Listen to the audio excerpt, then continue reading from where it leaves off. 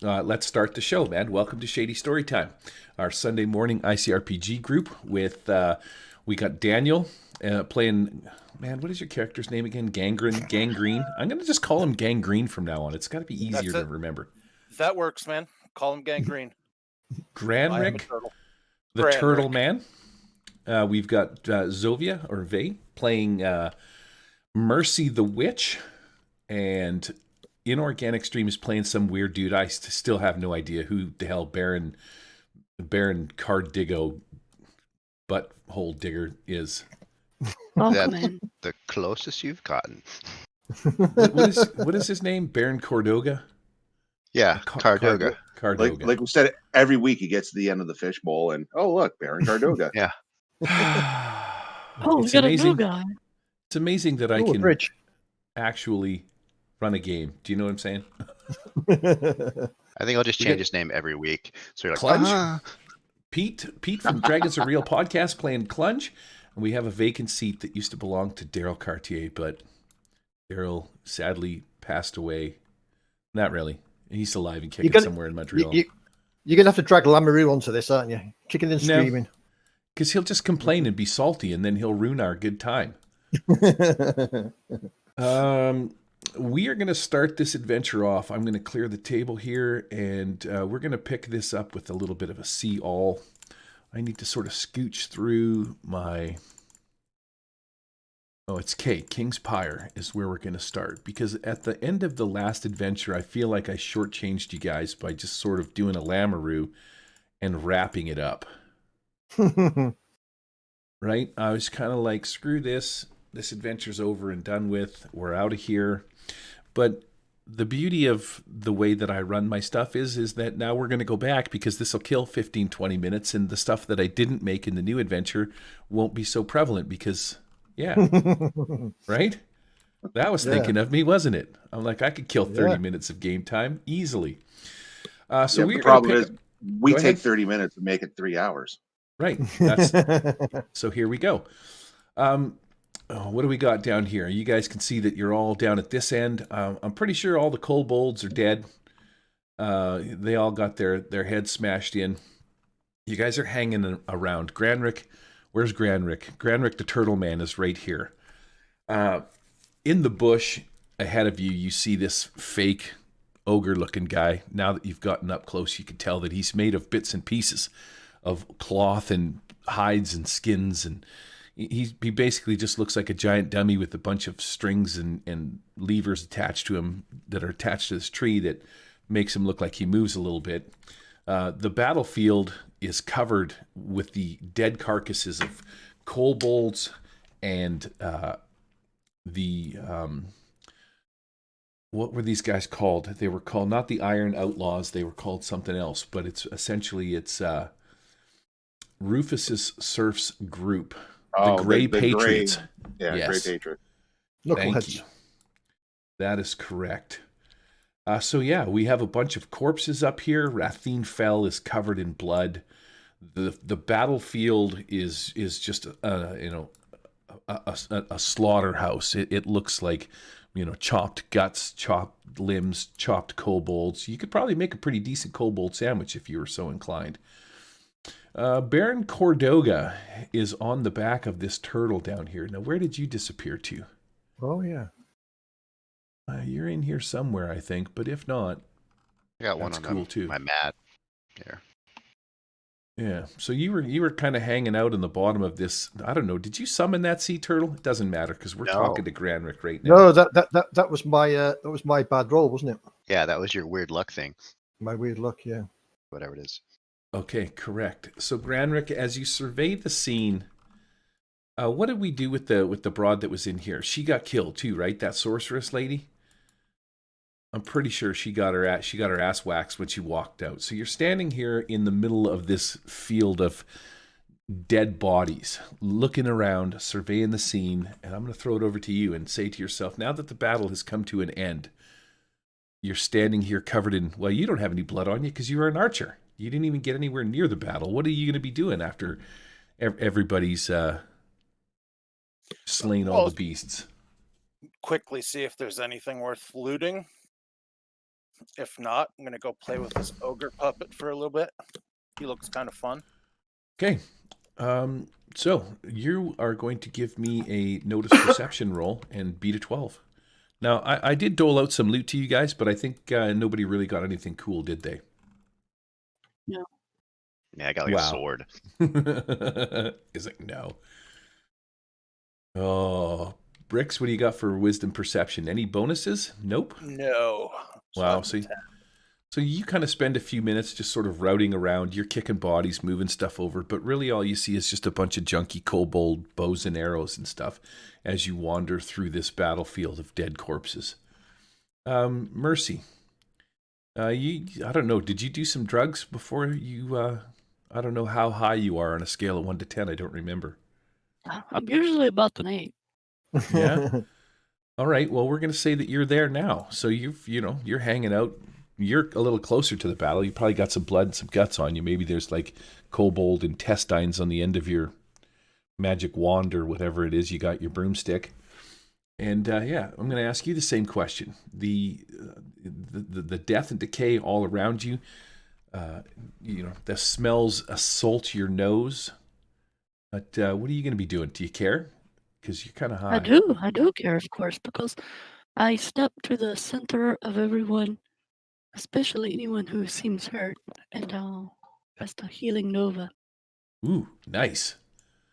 All right, you're like, feel the mighty powers of my magical prowess. Oh, it was almost an 18. And that's an 11, though.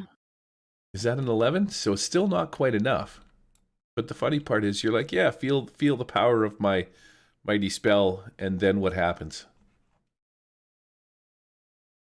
Just starts to radiate from me and just kind of dissipates. Yeah, But excellent. then I start looking around for something to dose on. Snucklehead walks up. He's like, "Hey, what happened to that? What happened to that magical power there? Kind of fizzled out." Crackhead, and then he turns and walks away. Well, I grab his shoulder as he walks by. I need something. You have anything for me? Mushrooms, wine. You cool, man? Are you cool? Don't you have like I'm not feeling well. Don't you have a whole sack of drugs and stuff that you can do, or were you doling them out? He's like, listen, I don't know what your problem is, but you see that tree over there? And he points to the bush with this guy, and he's like, you could go take some of those leaves, mash them up into a paste, add a bit of this. He hands you a small potion, and he's like, that might get you through to your next fix. And then Knucklehead just wanders off. Oh, thank you.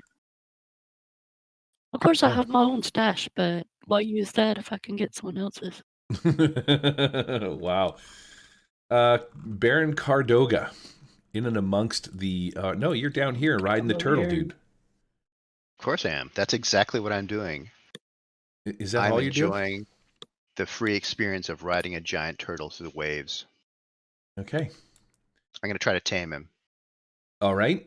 Let's see how that works. Let's see. You're going to roll charisma? I think that's what you're going to do. Charisma? Sure. You're trying to persuade turtle. Tell me what a turtle sounds like as you're talking to this turtle and trying to teach it new tricks. Have you got a name for the turtle? Of course not. I don't know its personality. Why would I force a name on a turtle I don't even know yet? Wow. Oh, it's right next to the 20. I feel that's very liberal of you. I'll let the turtle name himself, dude. He's turtle it's the 21st century, right? Yeah. I'm not going to shackle this turtle with the modern idea of putting a name on it, dude.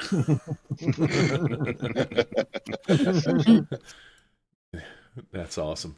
All right, well, yeah. So the turtle just kind of floats around aimlessly. I think maybe the turtle is going to start to submerge itself because it, I think that's what's going to happen. It's slowly going to start to disappear. See, under the waves. Okay, I'll start crying. Oh, is that how you get out of things? Just, No. I start crying and turn into a water form while I do that. Oh, Flamer. How do you turn into a water form? It's just primal form. It's not even a spell roll, Really? but You it's just, a time limit. Oh, Yeah. okay. So how does it work then? Can you just do it? Yeah, I just do it for 4 rounds. Wow. Okay, so you turn into a cup of water. Maybe I got a water elemental. I don't know. I think you made one. I think it's on my sheet. Oh, that's fire.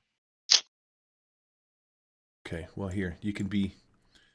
What is this one? This one said river. I'll shrink it down. You turn into a river. How's that sound? Or maybe you're a brown poo snake. I think that's more accurate. All right.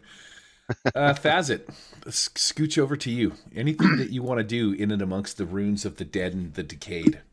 Yeah, specifically the sorcerer herself. Want to see if we can loot the sorcerer and her personal tent there. See what's going on. She's got to have some fun magic stuff on her. All right. You know what? I was not prepared for that because I should have had it up and ready. Oh, and of course, that's not where it needs to be. Just give me 2 seconds to pull up the appropriate program. DDEX. And we want Outlaws of the Iron Root, PDF. And there it is. All right, so I'll swing it all the way down to the end and let's see what Jarella had on her because that's where we're at. Yeah. Let's see here. Make my search roll because I'm pretty sure that's coming up. So. Okay, so enter Orc Shock Troops, blah, blah, blah, Orc Assault. I'm trying to find Jarella's wagon. It's on here somewhere. And I will describe to you what you see. Cave of Captives. Jarella's wagon. So a large wagon parked near the river. Mysterious symbols are carved into the wagon's sides, and its leathery coverings are dyed purple. It says red, but I changed it to purple because I know it's purple in the game. Right? I think it is. Did I mess it up? Because I can't see it. No, it's blue. Fail. Its leathery coverings are dyed blue with black symbols of a horse-like etching on the side of it. You open the door and walk inside. Silken drapes decorate the wagon's interior. A leering dragon skull is suspended from the wagon's ribs.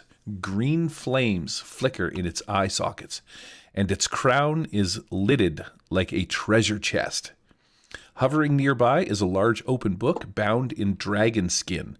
The corner of one page is folded around a quill pen, which busily scratches out script on the blank pages. So there's a book in here that is using one of its pages to hold a pen while it writes on itself. Ooh, and there's a we chest see- that looks like a skull's head with flaming eye sockets. Nice. Well, 2 things. I mean, let's check out the chest, and I'd like to see what it's actually scribing in the book. Okay, so as you sort of look into the book, it is writing things about Jarella, the mage that was in here. It's filling out things about how great she is, all of her, things that she's accomplished and stuff like that. It talks about how she stole the owlbear from an elf druid in the Quivering Forest. Yeah, just sort of different things. One of the captives held in the caves. Oh yeah, that's another thing. It says that one of the captives held in a cave is a Harper agent. Because we never did go into the caves, did we? I left that out of there. So yeah, there's stuff in there, just weird things about Jarella and how great she is. Okay. Sounds like something that would look good on a bookshelf at Lauren Latte then. Mm-hmm. Yes. Well, yeah. This book is, it's kind of a weird thing that it's sort of writing tales and stuff like that. It's still writing stuff. Yep. Cool. And let's see. And then I guess whatever's in the chest, we'll take a look in there. All right. You walk over to the chest. The dragon skull chest. The skull's eye sockets flare when the skull lid is lifted, causing nearby shadows to coalesce into a snarling dragon head. This head sort of appears above you as you open it up. And make me a Constitution check. Oh, here we go. Let's see. That's my good one. Oh, you Pretty quickly dive out of the way as a this shadowy like dragon's head appears and flames spew out of its nostrils. Not sort of like fire flames, but dark, sort of shadowy flames. You are actually going to take some damage because that Constitution check was to save versus half. Sure. So I'm going to go boom, boom. And you're going to take 9, but you'll take half of that. So say 4 points of damage as the lid sort of pops open, sprays this necrotic flame on you, and then closes itself before you can see what's going on inside of it. Huh. How big is the chest? Is it something that we can transport? Yeah, you could drag it out of here for sure. Objects. Because I'm wondering if that's the kind of thing. Maybe I may not be trained enough to disarm this, but maybe it's something that Wonder Canoodle can we can pay him to, or maybe even sell it to Wonder Canoodle. Fuck, he likes that kind of stuff. Right. And then let him deal with the trap. Check it out. I have a chest of chests. Not Nice. one of them is an actual whatchamacallit. So we'll just this is a freaking bag too. I'm worried when any time Gary says he's got a picture of a chest. Shrink it down, bloop, and we're gonna call it Dragon's Head Chest. Very good. Cool. Now there is also this cool wagon that she's got that's pretty sweet. In and amongst it, there's like a soft bed in the front of it and stuff like that. There's a little area that she could sit down and a small chair, that kind of stuff. So it is quite a fancy sort of upper class wagon. There are horses and stuff like that will tow it. So yeah, it is a full-on like sort of high-class ritzy traveling wagon, sleeping area kind of a thing. But yeah, you could easily convert it into a carriage and tow your crew around with you. This kind of feels like we could ride in style for the further adventures there, guys. Well, at least back to town maybe anyway, right? That's what I'm thinking. Yep. Absolutely. Clunge, what are you doing while this is going on? So Clunge is going to run over to the edge of the cliff, and he's just about to leap off because he wants to ride on a turtle when he notices the turtle submerging. So he has a change of heart. So obviously he does the balancing on the edge of the cliff and thinks, better rescue Baron Cordogas and save sort of. See, help it's not that hard, Gary. What's not that hard? Pete just went in and said the name. He wasn't afraid. I know. He didn't have any issues. He just went right in. Peaches did. So I'm going to grab out my nano winch, and since he's turned to liquid form, I'll tie a bit of cloth to it so I can soak up Baron Cordoga and sort of rescue him and sort of try and winch him up. Fishing for Cordoga. Yeah. All right. This is Turtlehead Cordoga. I'm sure there's a way that I could rotate this thing so that you could grab onto it. All right, so you absorb. Oh, he pulled me in. make me a dexterity check. Okay. Let's see if you fall into the drink. Oh man, apparently you've. That's a total of 9. Way. Right, we're gonna let that stand. You try winching Cordoga up, but apparently he is like, for whatever reason, extremely heavy. You lose your footing on the side of the cliff and you fall into the drink with a loud splash. The turtle will rescue the winch you. on top of the cliff, or did the winch come back down? Well, see, now I was just yesterday talking to this guy Yodex. Oh, speaking of which, I got a cool thing that I want to show you guys. What to do? Oh, so yeah, I kind of lost my train of thought there. Yesterday, I had the pleasure of talking to this guy that lives here in British Columbia, this guy who's called the Yodax, and he makes a bunch of cool assets and stuff like that. He's a modeler and whatnot. And so he made what I'm going to call, or I have called, the Yodax Circle. The Yodax Circle is this item here. But if you take yourself, which would be, where's Clunge? Let's see. I'm going to grab Clunge, not the hunk of junk that he's with. Clunge, you're stuck on the... There. So I can take these two items. I need to go to the size and make sure that this is 1, 1, 1.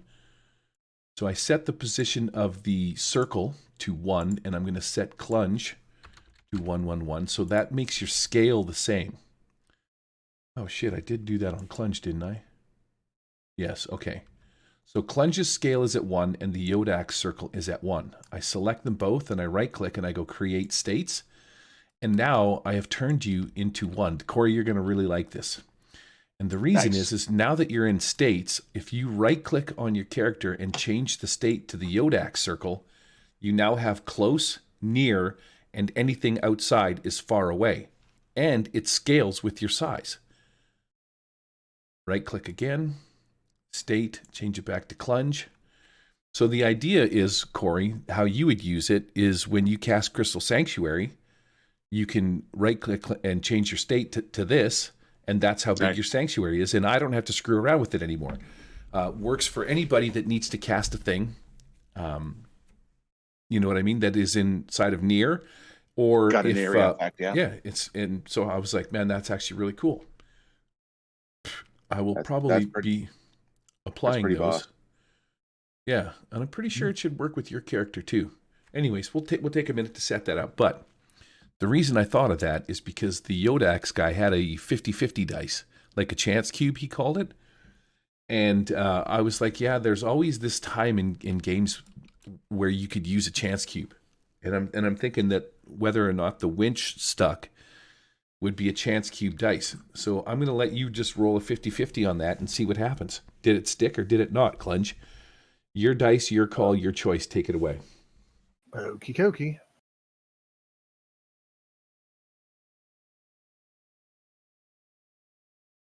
Epic fail. Oh, Clunge at your finest. I'm gonna drown you. All right, so now that the winch came off the cliff as you fell into the water. Yep. I think that as it comes down, there's a good possibility that it might land on your head. I think so too. Right, so make me another chance dice. And let's see if this thing smokes you in the cranium. I'll roll 4 ready because I know you're probably going to ask me more. So starting from left to right. You got a 6. Pete, you know me too well. Did you succeed? Yes. Okay, so you managed to, at the last minute, dodge out of the way of this weird winch that falls and almost kills you. Hey, check this out.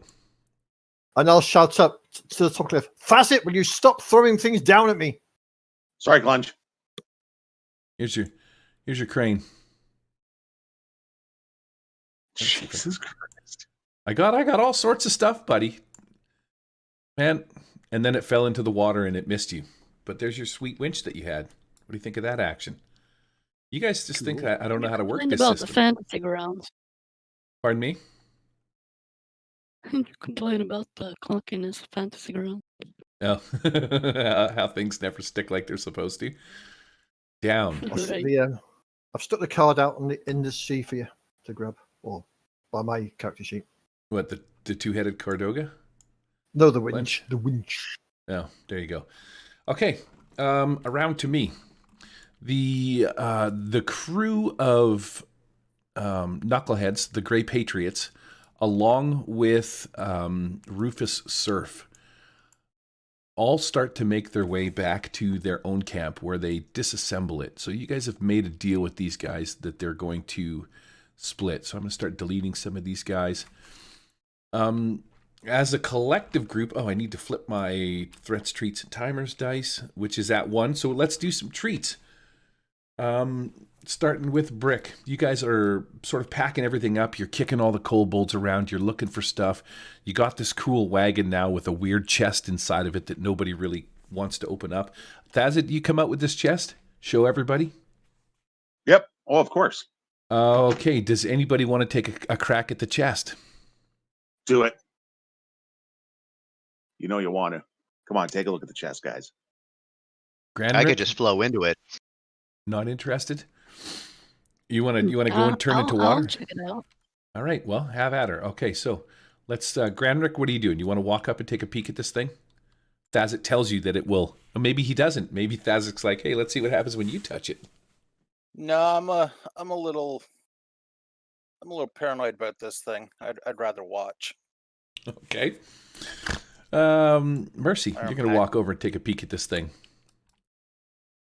This chest has, it looks like a dragon's head, like a dragon's skull. The eye sockets of the dragon's skull are aflame. Subtle flames. Okay, that's it for me.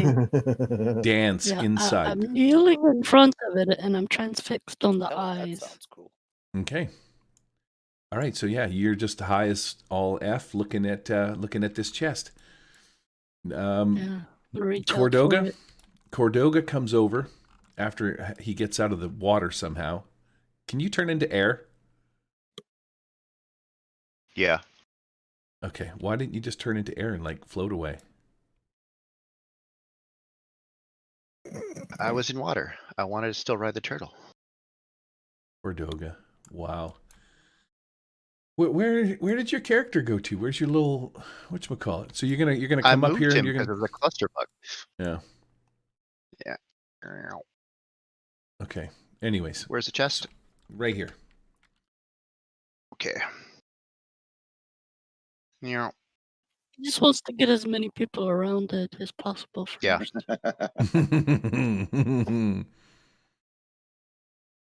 So glowing eyes. Yep. And you're going to turn yourself into a small. What's it constructed of? Well, it's like a dragon's skull. It's made of bone, I guess. Like the whole thing is one piece or two pieces? Yeah. Or... Well, no, it's got a top half. Like the eye part would pop open. There's an obvious handle, but it's essentially it sort of looks like a dragon skull that you can flip the top half up, like Flip Top Head from the Colgate commercial. Right. Thanks for that analogy. It really works. I'm going to turn myself into air and peek in through the side. Okay, so as you peek in through like one of the small vents, there seems to be about 80 coins in sort of loose coins. There's some silver trade bars that bear the mark of Gilhelm. There's a small jade dragon statuette in here that looks to be of some value. There is a set of jeweled finger gauntlets. The fuck is a jeweled finger gauntlet? And a copper locket containing, well, you don't know what's inside it, just a copper locket. Okay. Yeah, there's some stuff in there. That's a big ring, wouldn't it? Your air molecules couldn't get that small. Yeah, not my eye molecules, no. Yeah. All right, so I will come back out. There's some stuff in there. There's treasure and gauntlets and a locket. Something about fingers. There's whole fingers in there. No, there's no fingers. I don't know what a finger puppet is. Did I see any mechanisms that would be a mechanical trap? No, you do not, if that's a thing that you were looking for. This trap would be entirely magical in nature. Okay. I will say I don't see any trap that's going to set off anything, but I mean, look at the eyes. Okay. So, in wrapping this adventure up then, everybody on the Grey Patriot side heads back to their own camp and starts packing up. These 4 tents and stuff like that in this cage and whatnot, you can take if you wanted to pack it up. Also, you can have this cool cart if you want to take it as a collective group. And who's up here? Who's Big Cheese? What am I missing? I think that was Oh. one of the that was one of the orcs. All right, Big Cheese is gone. The orcs have taken off the giant whatchamacallit guy that you summoned, the fucking giant, he's gone. And so yeah, we're going to spend the next 3 days traveling in luxury and style back to the town of New Haven. Before we do though, let's roll some dice. Granrick, roll me a 1d4. Okay. Give you guys some extra loot. So you rolled a 1. Big ol' 1. Wow. Deal Yes. to white. Okay. Vey, same thing. Roll me a d4. 2.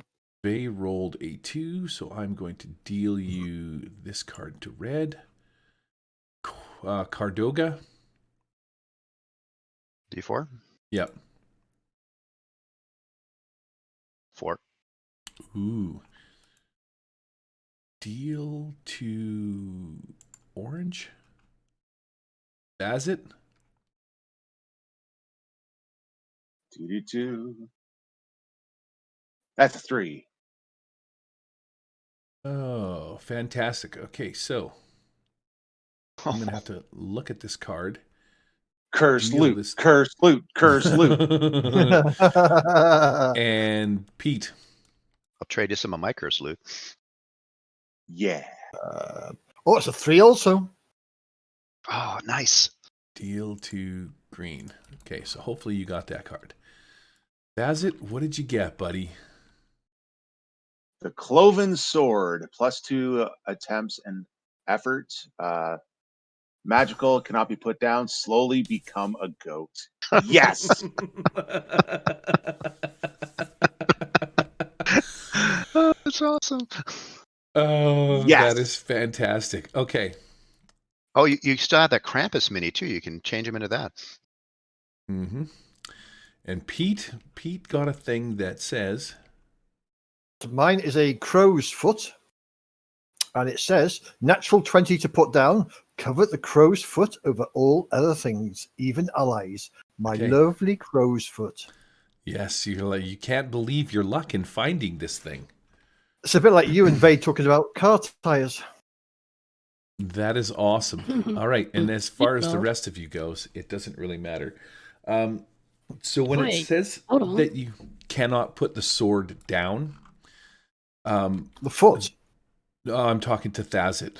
We are going to Oh. play that like you can't let it you could let it go out of your hands, but it has to be on your person at all times. Yeah, and I can't like give it to somebody or something, Right. right? You It's gotta- always you gotta with them one keep way it. or another. Yeah, this Yep. sword needs to be with you. It's like you both got kind of one ring cards for some reason, right? This So sword the needs real to be. question is what's my goat transformation daily rate here? Like We're gonna do when one do I thing. become full goat? I think we're gonna do one thing a day. Nice. Is really what we're gonna do. And so there is probably 2 days worth of travel that you have in order for you to Fuck yeah. get to the town of New Haven via this cart and stuff like that, right? You pack your shit up. And so, yeah, over the course of the next 2 days, you're going to transform into a little bit of a goat, maybe. But we'll figure that out. Everybody's Start got playing banjo, be goaty Lee. everybody's got a touch of loot, a touch of extra loot. You I got a take the toolbox. I'm going to You be regifting. okay. You got a I got a- toolbox. Half a toolbox. Yeah. I got a jacket that's +1 charisma, but then it shows a heart with a 1 in it. Is that Oh, those don't matter. that doesn't go towards my AC? Roll easy checks on mechanical tasks. Okay, so you found a toolbox that's going to allow you to do easy stuff. And then Daniel got a I got an masterful ugly coat. sweater. And I got Zill armor. Ooh. Okay. Ooh. Daniel, this is what you got, masterful coat, right? Yeah, I got +1 charisma, but this little heart here at the bottom. Does Yep. that mean I got a heart of armor as well, or No, No. what it means is in order for you to put it on and activate it, you need to roll over charisma 18 And then if you do that, you would roll basic on your sheet, which is D4, right? So if you succeed on a charisma check, you roll a D4, your basic, and then you have to get over 10 or 1 heart in order to put this coat on. Here's the thing. I like that rule, but I only apply that rule during combat. Because you have 2 days to go from where you're at to the town, we forego the check and just say that you've been trying to put this coat on the entire time. And I don't make you roll for it. It's kind of like take 20 in D&D. You've got so much time to play with this coat that we are going to forego it. Now, had you found that in combat, then I would have imparted those rules. You can't just put it on and have it do a thing immediately to fix your charisma. Gotcha. Okay.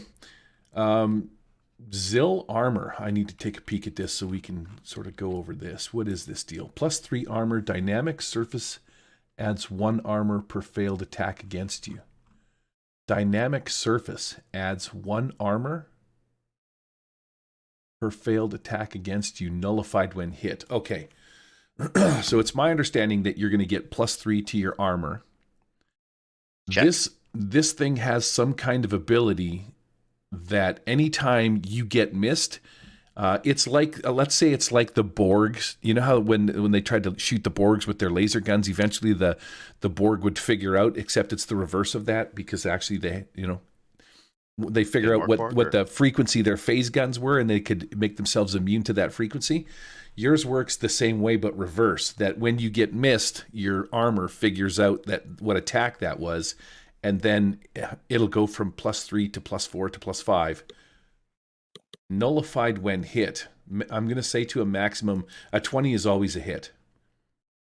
And then when combat ends, I'm taking that skill away, so you can't have 20 armor or whatever it is all the time. Suck So it, like loser. per combat, per scene. Yeah. That's cool. All right. Right? Cool. That's actually decent armor, man. Is that high-tech stuff? Yeah, that's some sweet sci-fi loot. Yeah, Zill's Warp Shell. That's right. And so inside the world of Alfheim that we're playing in, there is a deal. I'm going to pack this map up and I will show you a thing. Pack.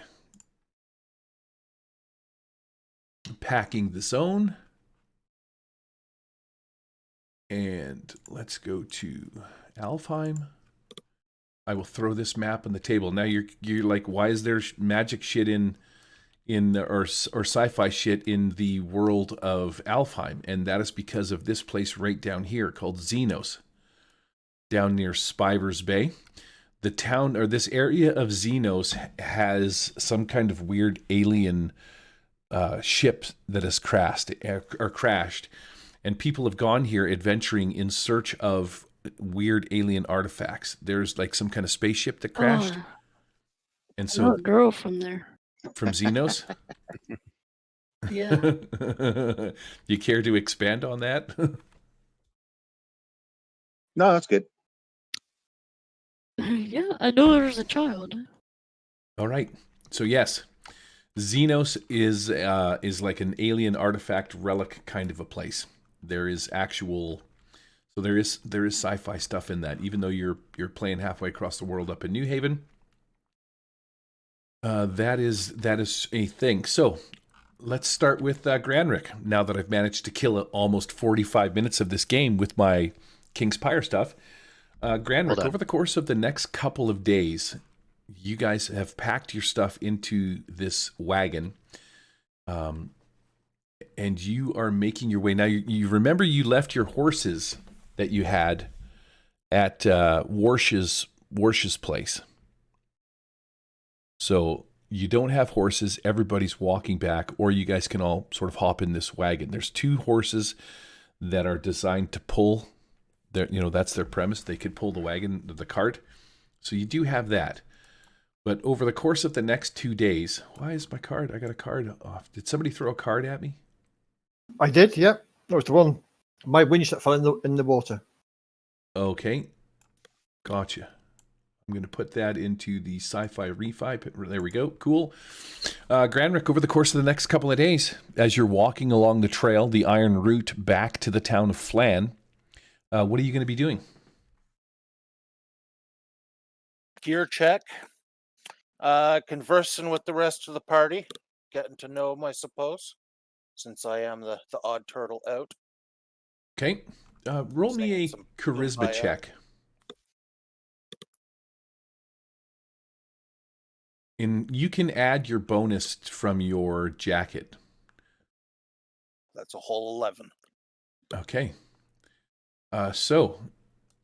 With your charisma check, so your masterful coat can be, this would be loot 1, and charisma would be 1.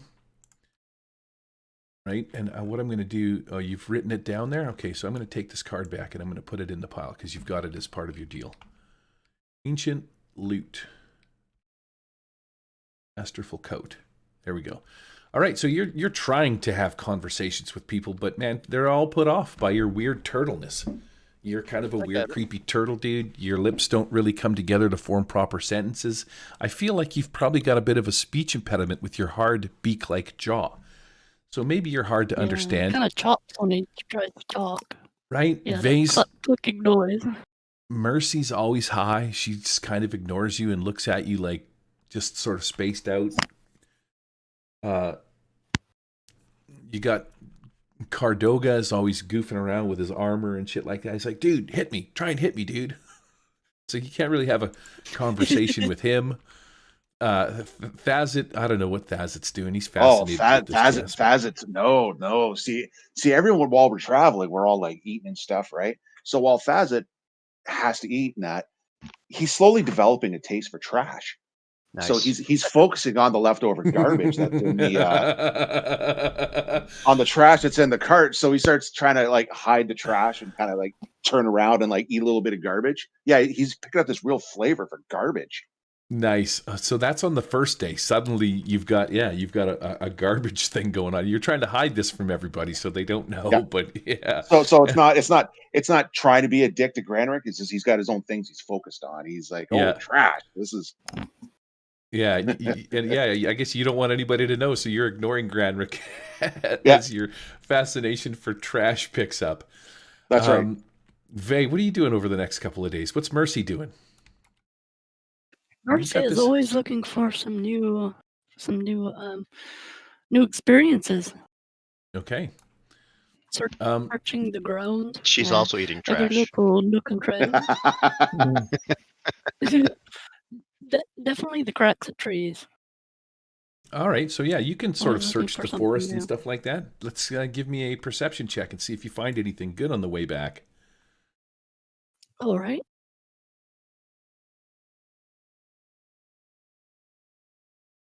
You're a little too high to find anything. The only thing that you find as you're searching, you see one day on your travels back, you see that Thazit is...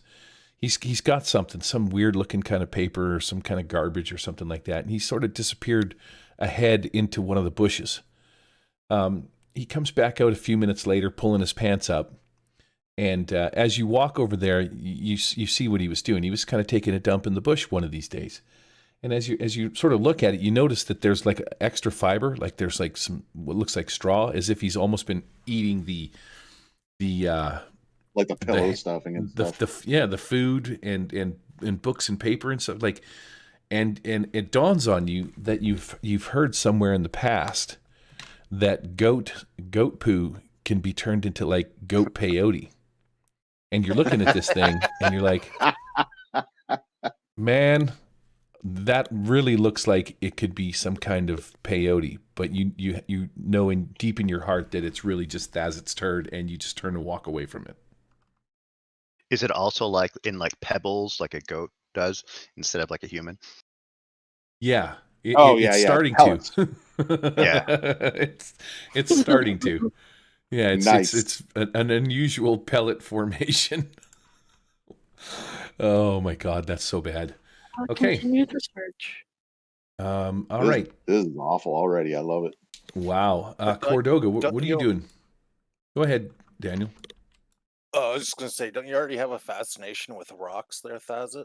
Isn't that? Well, he's a runesmith, right? Okay. Yeah. Well, your poop so he's always scribing. So he's always scribing on rocks. Oh, he could scribe on the poop. My There God. you go. That's what I'm getting at. Mm. Now we're getting brilliant. Or he'll end up beating it. One or two distinct possibilities. Very cool. Cardoga, what are you doing over the next couple of days while you make your way back to New Haven? I'd really like to get to know Rethek Fell a little bit more. What motivates her and what she likes and dislikes. Oh, Rathine? Rathine Yeah, fell? Rathine. All right.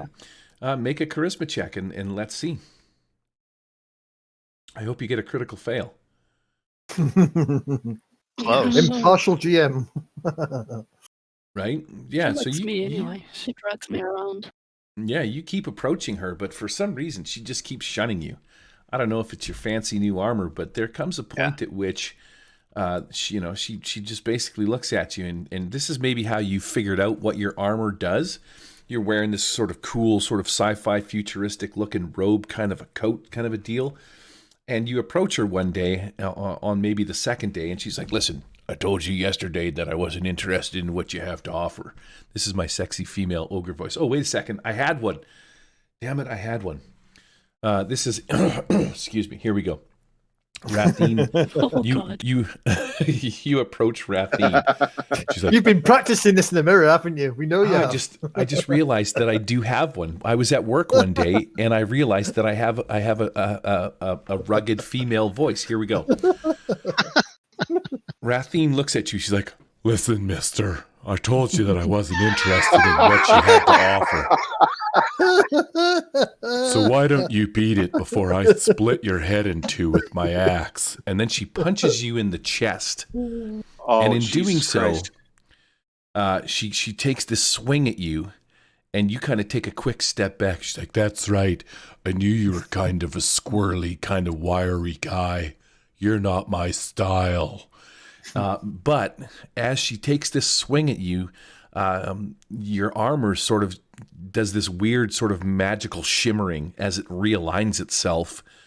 And you look down, you're like, "Oh, what the hell?" And then it dawns on you that, this armor has some weird properties where when you get missed by an attack, it realigns itself. These little chitinous fibers sort of shimmer, and you're like, "Ooh, I got some sweet, cool armor." And that's how you figure out the properties of your Zill armor, huh? By hitting on Rathine. Now beat it, mister. Nobody's buying your wares, little man. And then Rathine goes over and starts talking to Mercy. She's like, "You're more my style, sweetie. Have you got any more of that Baruvian flow stuff that we did last night? That was good." No? Okay. Oh, yeah. I'll share. Okay. I guess I noticed her 5 o'clock shadow and let it be, I guess. Rathine approaches she approaches Mercy on the second day. She's like, "I found these weird pebbles in the bush. I think they might be peyote, but they look more like peyote." All right, moving on, because my joke failed. Suck it, losers. Oh, yeah, drop those. Do you know, if I close my eyes, you sound more feminine than my first wife. Oh, shit. Yeah, see, I knew I had a solid, like, rugged female voice in there somewhere. And I was doing a thing. And then it just dawned on me.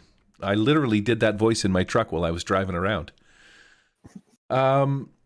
Where are we at? Okay, Thazit, what's going on, buddy? Like that.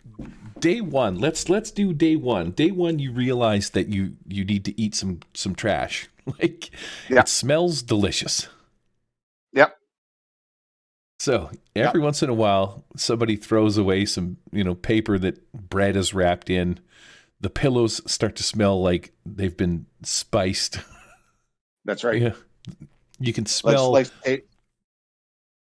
That's right. That's the second day. I think. Let's see. What's a good second day? Second day, he's gonna start scratching his head. Like, what the fuck is that? He's got like this bump. Kind of feels like he's got bumps growing in his head, and he can't seem to concentrate on anything because he's got these tiny little bumps that just keep protruding out throughout the part of the day. You see, almost like these. One might say these two little goat horns are kind of slowly, and he's like, "Fuck!" And he's got like this headache because this bones just keep kind of protruding out of his head there. These goat horns, you see. So I'd like to think that anything comes up, or if he needs concentration, he needs to take a little bit of maybe a heart check for the day. Excellent. All right, yeah, because those nubs are kind of You know, That's right. They haven't They're irritating, poked, right? right. They haven't poked through the flesh, but you're like, what is this bump? Like if you knew Right. what cancer was, you'd be worried. Yeah. Okay, so Fantasy cancer. that's day 1 and day 2. So you've That's got a sweet fascination. skin fuzz. Maybe you want to write this down. These note cards that you guys have pages on them. I'm pretty sure you're aware of that, right? So you can, on your note card here, go to the next page, and then you can type in goat effects, hit enter, and then day 1, affinity for trash, and then day 2, you have goat nubs, right? So there you go. You see how I did that? And then you just go press up, and it takes you back to your first one. Also, There too, we you go. can you can change the font size on these things. They're very, very handy little cards. And then you can lock it. So now, oh, wait a second. Unable to edit. Card is locked. Yeah, you got to make sure you don't delete anything. You want it locked. Clunge, I'm afraid to ask. So, Clunge, as we're traveling along, he's got his little crow's foot in his hand, and he's sort of, as he's walking along, he's going to sort of walk along with the crow's foot touching the ground as well to make sure, like a three-legged man, really. When we sit down to eat, after he's eaten his meal, he get his crow's foot out and use it as a toothpick, and he'll also sit around to all his compatriots as well to see if they need to borrow it. Wow. Nice. Wow. And I think he'll even eat with his crow. He'll put his spoon away and his fork, and he'll use his crow's foot as a eating implement as well. Well, don't leave it out. Thazza might try to eat it. Yes, well, I'm not letting go of this one. Yeah. Do you know what's funny? What's funny is Clunge Hey, what's almost good there? looks like a crow. He does, doesn't Like, he? Yeah. You know what I mean? Your little character sort of looks like a Birdman kind Yeah. of a deal. So I don't Yes, think it it's- surprises anybody that you've taken a sort of a fascination with this crow's foot. I think everybody's like, he's kind of a weird bird guy anyway. Now, what are you really? You're hill folk? Yeah, Hellfolk. Oh, so essentially, your character premise or the idea behind your character is you're like a giant. Yep. And you're tribalistic, so maybe you've got some kind of like headdress that looks like a crow. You're actually a human. Is Yes.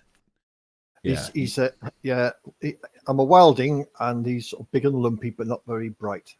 Mm-hmm. Excellent. Okay, so yeah, you're just kind of goofing around with your little crow's foot. After a couple of days, you see on the horizon the town of New Haven. You travel down the Iron Route. It's uneventful, and you arrive back in town to the huzzas of what's his pickle's name is that I now forgot. Let me build the town of New Haven.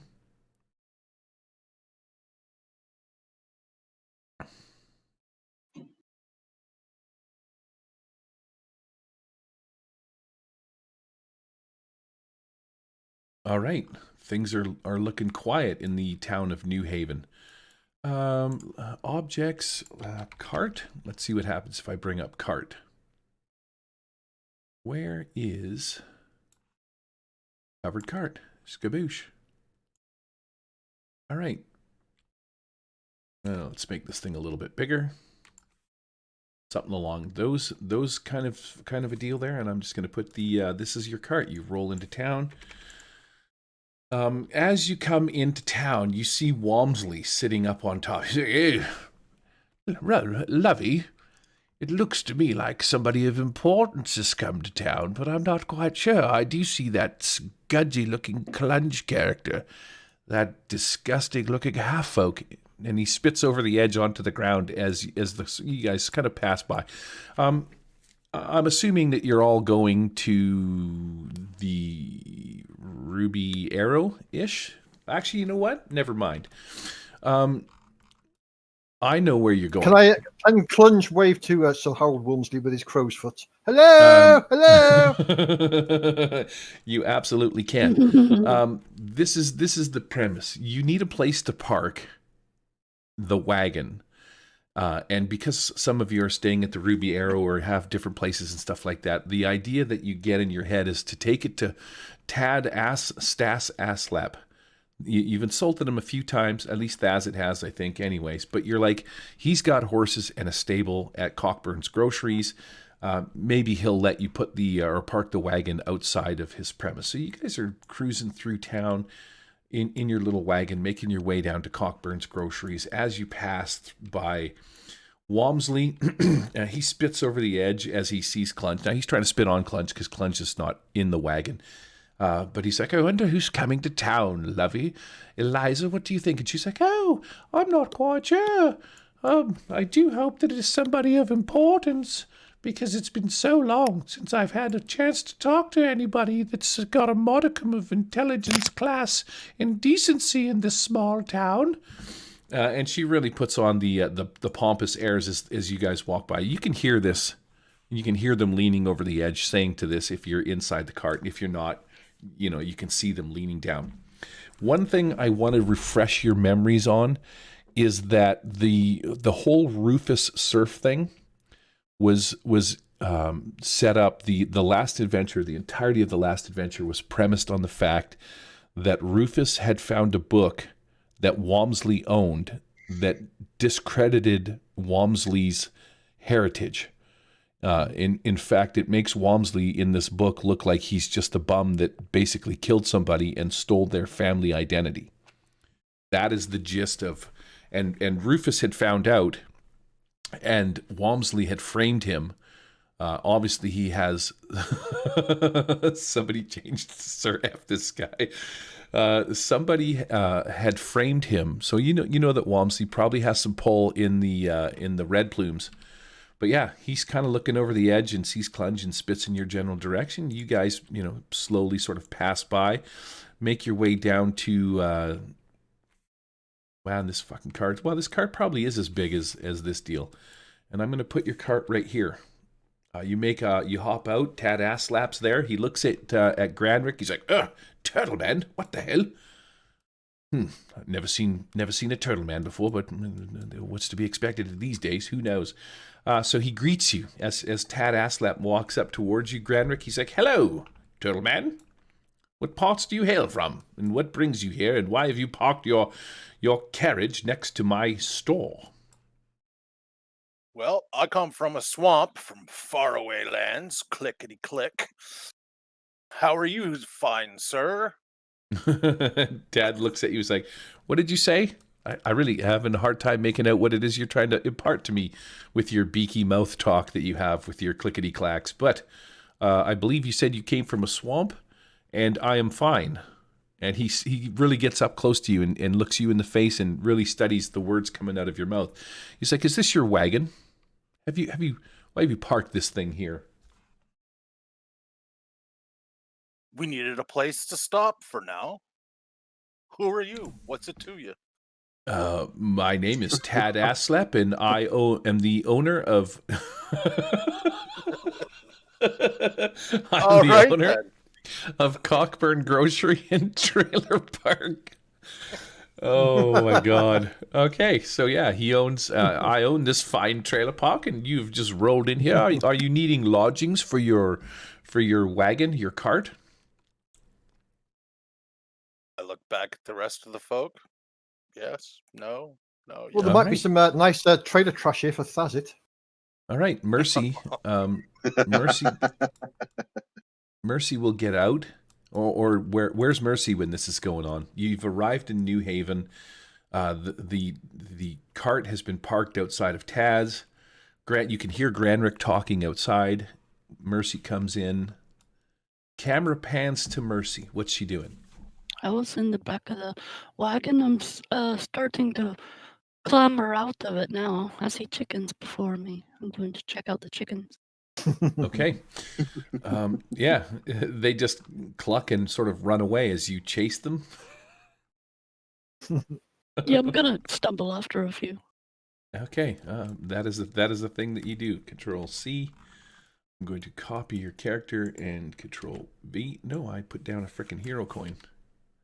Mercy, right click, copy, paste. Why can I not paste you? Control V. Probably because I'm going to fall over wherever you put me. No, that's not a thing that happens. You're size 5. There we go. Little Mercy pops out, sees some chickens, and immediately just goes and looks at the chickens. Okay. Baron Cordoga. You need some goats there as well. Have some goats. There's one chicken that only has 1 foot, and I'm chasing him around. I still can't catch him. While you're chasing these chickens around, roll me a perception check.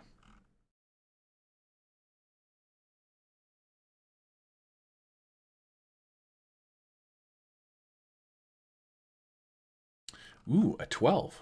Do you have modifiers to that? Or- Nope. No charisma bonus. Yeah, 17. Fortunately, I haven't. He's a perception. Which is wisdom. Yes, that's right. 17. You chasing this one-legged chicken around, and as you get sort of over near Hearts, Herbs, and Eggs, I'm going to say that you notice some mushrooms and stuff like that are sort of growing along the bottom edge of her house. They look delicious. Oh, blessed be the name of Era. And interesting. So you have had some mushrooms before, have you not? Oh my god. Where do we start? Stupid question. But you actually had mushrooms that did a thing. Right? They had an effect? I mixed some mushrooms with Clunge's magical juice and made a haste potion. I do have that. Okay.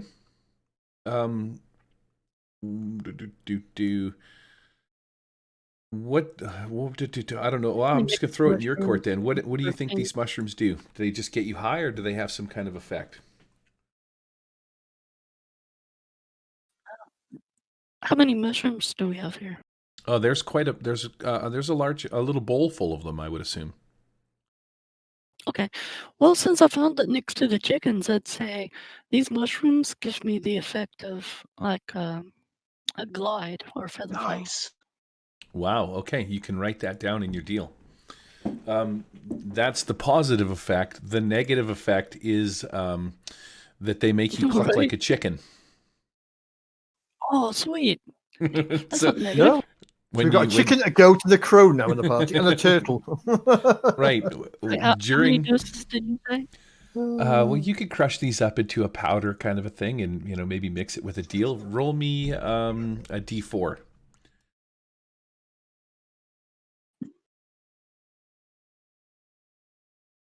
Wow, you capped out at 4. 4 doses. Anytime somebody asks you a question while you are high on these drugs, you have to respond by clucking like a chicken. Amazing. Okay. Weirdly, though, people understand you. Okay. Cordoga, what are you doing? How old is New Haven? How old is New Haven? Yeah. Well, I believe that when we started out, I said that New Haven was sort of a newish frontier town, but I'm going to retcon that bit of information and say that New Haven has probably been here, that was its start, but that was a couple hundred years ago. So New Haven is a town that's been around for 100+ years or so. Yeah, because I remember it was like an old place we went to, like a library or something that we found that was older. So I didn't know if that was from the old town or... Yeah, I think you're talking about Manticore Library or something like that. Something. Yes. But anyway, like, as soon as like Baron gets out, he's looking around and he's like, "What is this place?" Okay, so yeah, you take a peek around. Now you're in a little shitty sort of sub area of a larger town called New Haven that is a port town. These buildings and stuff like that, you could tell they've been rebuilt and replaced a few times. And, the one thing that sticks out is Wonder Cadoodle Shop over here. This place, it looks like some sort of weird spaceship from the future, the way that it's designed. But I'm sure, everybody's just like, oh, don't worry about that. It's an illusion kind of a thing. Wonder Cadoodle is a tinkerer kind of a guy. He sells little trinkets and shit like that. And then you can see the blacksmith over there. He waves when you look at him. He's like, "Hey, dude!" You can hear him across the way. Tad Aslap, he's looking at you a little weird. He's like, he looks to Granrick. He's like, and who is this man, this pompous fool? This man who puts on airs and smells of filth and goat turds. Why does he smell like goat turds? Interesting. So yeah, that's sort of your quick assessment. There is a larger town. In fact, I do have a deal that you will see soon that I could probably show you now if I did a thing here. So yeah, you can actually, you know what? You can ask. I'm looking up for my miscellaneous thing. You can talk to Tad Aslap. He approaches you. He's like, "Good sir, what brings you to this fine town? I do believe I have not seen you before." Well, I've been in captivity. I've never been to this place before. Yeah, by captivity, do you mean jail? Imprisonment? No, I was improperly imprisoned for defending my estate against interlopers. Oh, interesting. Do tell me more. Well, I was awakened after an attack by another group of people, by people trying to plunder the Cardoga family estate, and in merely defending it, I was imprisoned. I think there was a misunderstanding. We worked it out. I have the deed to the estate now, so I could probably go and find it at some point and reestablish my place. But this place looks very different to me. I seem to remember there being a fishing village here before, but it looks like there's been a lot of work done while I've been in the prison, or as you call it. Okay, well, he starts kind of looking at you a little weird. He's like, this place hasn't been a village for some time. In fact, it's been probably over 50 to 75 years since we were nothing more than a fishing village. I am stretching this thing out so that you can see. Glacier, look out! I don't know why it's getting bigger. Why is it not setting over here where it needs to set? Skaboosh. I see it. Ooh. I built this yesterday because it's part of our next adventure. And I will even show you what I did on this map if you guys want to take a quick second to pop over and check this out. So this little area down here where this dock is was not part of the original map. This little section I actually cut from up here. No, was it up there? No, it was, I cut it from a different part of the map somewhere. We got to play the matching game. Right. No, you literally could play the matching game if you just look for this. Oh, here it is right here. See, it's identical to this piece. I cut out this little area here and I scooched it in here, and then I modified the map to put this road in, and then I put the dock at the end because I'm like, wait a second, these guys, if I don't do that, are going to notice that there's water here with a pier and they'll be like, this doesn't match up. The buildings I wasn't really overly concerned about, but I didn't name this street. And so this is where you are in comparison with the town of New Haven. In reality, this is actually the map of Flan because that's the city that we're playing in. So I didn't change any of the names, but this is like straight out of D&D. So there's Oath Street, Lamp Street, and shit like that. This is Stogeno Gate over here. Padal Street. The graveyard's over there. Yeah, because we've been playing in, right? Yeah. And then here's the areas that I've been using, the Stogeno River. This was one of the first adventures that we went on, Charles, over on Thorn Island, but it's actually called something else. I think I changed the name of it, but we had to go over here for the Lighthouse adventure. Something else. Yeah, I named it after the guy that was part of the adventure. I should have changed that, but anyways, this is the map of the town, and you guys are just playing in a small little section over here on this one little street. Somewhere in the offskirts of this town is the Krusty Krab. Maybe it's over here. I'm not sure. Charles Lumber Mill is, or Brudnir. No. Yes. You did it.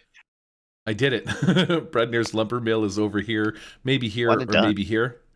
Probably here in this little forest on the outskirts of town. But yeah, you guys all fit into this little place. Pretty cool, eh?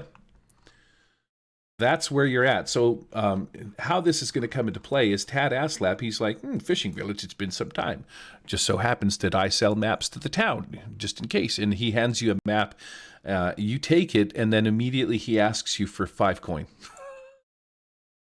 Have this sword that I have no use for. Arm yourself against invaders. Oh, a sword, you say? Please do share. And he wants to see what you got. I Is don't it know. this It's a sword sword. here? I got his loot. Give him the loot card. Yeah. Let's see. Is this thing worth taking from you? Probably is. Standard Common steel item. blade with heavy use. All right, he'll trade you the map for that. Sure thing. All right, excellent deal, my friend. Excellent deal. And now you take up your oath. You've taken sword up for me. I thank you for your service. What? Well, what do you mean? We traded for a map. I'll call on you when I need you.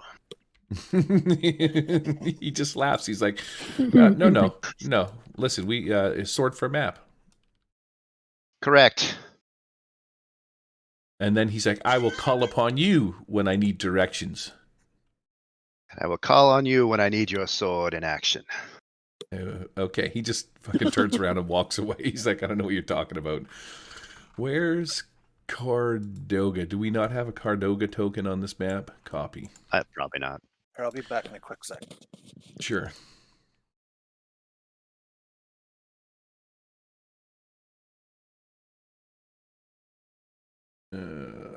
Let's unlock you.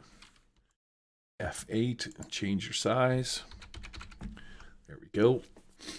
Thazit. Thazit. Okay, so he gets off the wagon, walks by Cockburn there, or Tad Asslap, and tries to say something, tries to call him a dick or something, but just ends up, sound like a goat, just meh, and just keeps walking away, right? Because it's totally normal. He understands what he's saying. It didn't come out that way, so he's just going to walk his way over to Lord's Lattes and put the book there, the book that they had found, and try and Sure you add didn't that. eat it already? Well, no, and I don't know. Actually, that's a good question. But whatever's left of the book, then try to bring it to the library and put it up in the archives. Okay, fantastic. So you walk past Tad Asslap and you give him this weird goat noise. And he just looks at you and he's like, meh, to you too, dick. You've had some bad run-ins, and he's not your greatest friend. But it just so happens that Theo, the Lord Sage of New Haven, he is kind of standing outside, and he's like, "Hello, Thazit." Oh no, wait a second. Theo's like, "Yo, dude, what brings you back to New Haven? Are you going to the library? Let me come inside and pour you a nice hot cup of latte. This new invention." Yeah. That we made. So Thazit's speech hasn't totally converted over to that of a goat. It's just you get this random goat that comes out once in a while. That's just really odd. It becomes more and more prevalent as the days go by. So All right. he can carry on for the most part of normal conversation, but it's just that goat comes out periodically. Yeah, And then, I think every once in a while you do that sort of weird thing with Theo where you're saying a thing. Any words that start with a g, you kind of like yeah. That sounds right. Yeah, and then so he's going to drink the coffee, and then when he's not looking, when Theo's not looking, he starts chewing on the coffee on the cup. The mug. Theo is going to notice. Actually, I'm going to get you to roll me like a stealth thing because you keep trying to hide these things. Sure. What stat do we use for stealth? Stealth is dexterity. I think that's a dex, isn't it? Yeah. Yeah. That makes sense. You're just kind of trying to be sneaky and hide stuff and whatnot, but in doing so, 11. Yeah. You guys are having a cup of coffee, and you every once in a while this thing pops up, and you make that kind of noise, and he notices that you're sort of chewing on the cup a little bit, and Theo looks at you, he's like, "Dude, what's going on? I noticed that you've sort of picked up some unusual tics, man. Like you're chewing on that cup, and you got this weird kind of thing every once in a while. Maybe you're a little stressed from your adventures and stuff." Yeah, I think so. I think maybe I need to cut back on the coffee a bit. You got any of that chamomile? Maybe that'll help me out in common. Oh, deflate a little bit. It's been stressful. It's been a stressful little few adventures here. Yeah, maybe you want to hang up that sword a little bit there for a couple of weeks and take it easy, my man. Come in, rest, read a book, relax, maybe go down to the, Shady Q's Rub and Tug down on Padol Street there. Right? You need to take a breather, man. Coming back from the dead is it's not easy on anybody. So you and this old man have this real sort of like communicable bonding moment where he's sort of being a father figure to you, something that you miss. I don't know. Maybe you got a real dad. Yeah. We've never discussed it. So who knows? Yeah, fantastic. Clunge piles out of the cart, looks around. Mercy's doing something with chickens. These fucking chickens lost their. Damn it. Look at somebody graffitied on the chickens. If you get up close, you'll see that somebody has written photo bucket stuff on them. Oh, how dare they? Was that you, Mercy? How can I do that? I don't know. You are high, and it would not. I would not put it past you. Whoever the owner of that object is. Save image as. Save. I can fix this. Was that just one? Is there different looking chickens? Are they all the same? They're all the same. Okay. Cool. Clunge, you hop out of the whatchamacallit and see Mercy spray painting things on chickens. We're playing dress up. Clunge. Hello, Clunge. It helps if I switch my mic on, doesn't it? Fuck, dude, I'm just glad you're not dead, Pete. I'm glad you didn't fucking heart attack out on me there. Clunge jumps out of the wagon and he sort of looks at Mercy chicken chasing the one-legged chicken. Looks at his crow's foot to see if it matches the chicken leg that's missing. It's not, and he says, "Come on, dear, let's go for a drink." So he's going to take the crow's foot to the Ruby Inn for a pint and says to the barman, "A pint for me and a pint for my friend." And when the pint pot arrives on the bar, he's going to attach the crow's foot to the other pint handle. Nice. There is a one-legged chicken here, by the way. Yes, but it doesn't match my crow's foot, so I know it's not off that. Oh. I thought you were going to take that chicken to the bar. No, I'm not taking my crow's foot. What stupid idiot would take a chicken to the bar? Come on.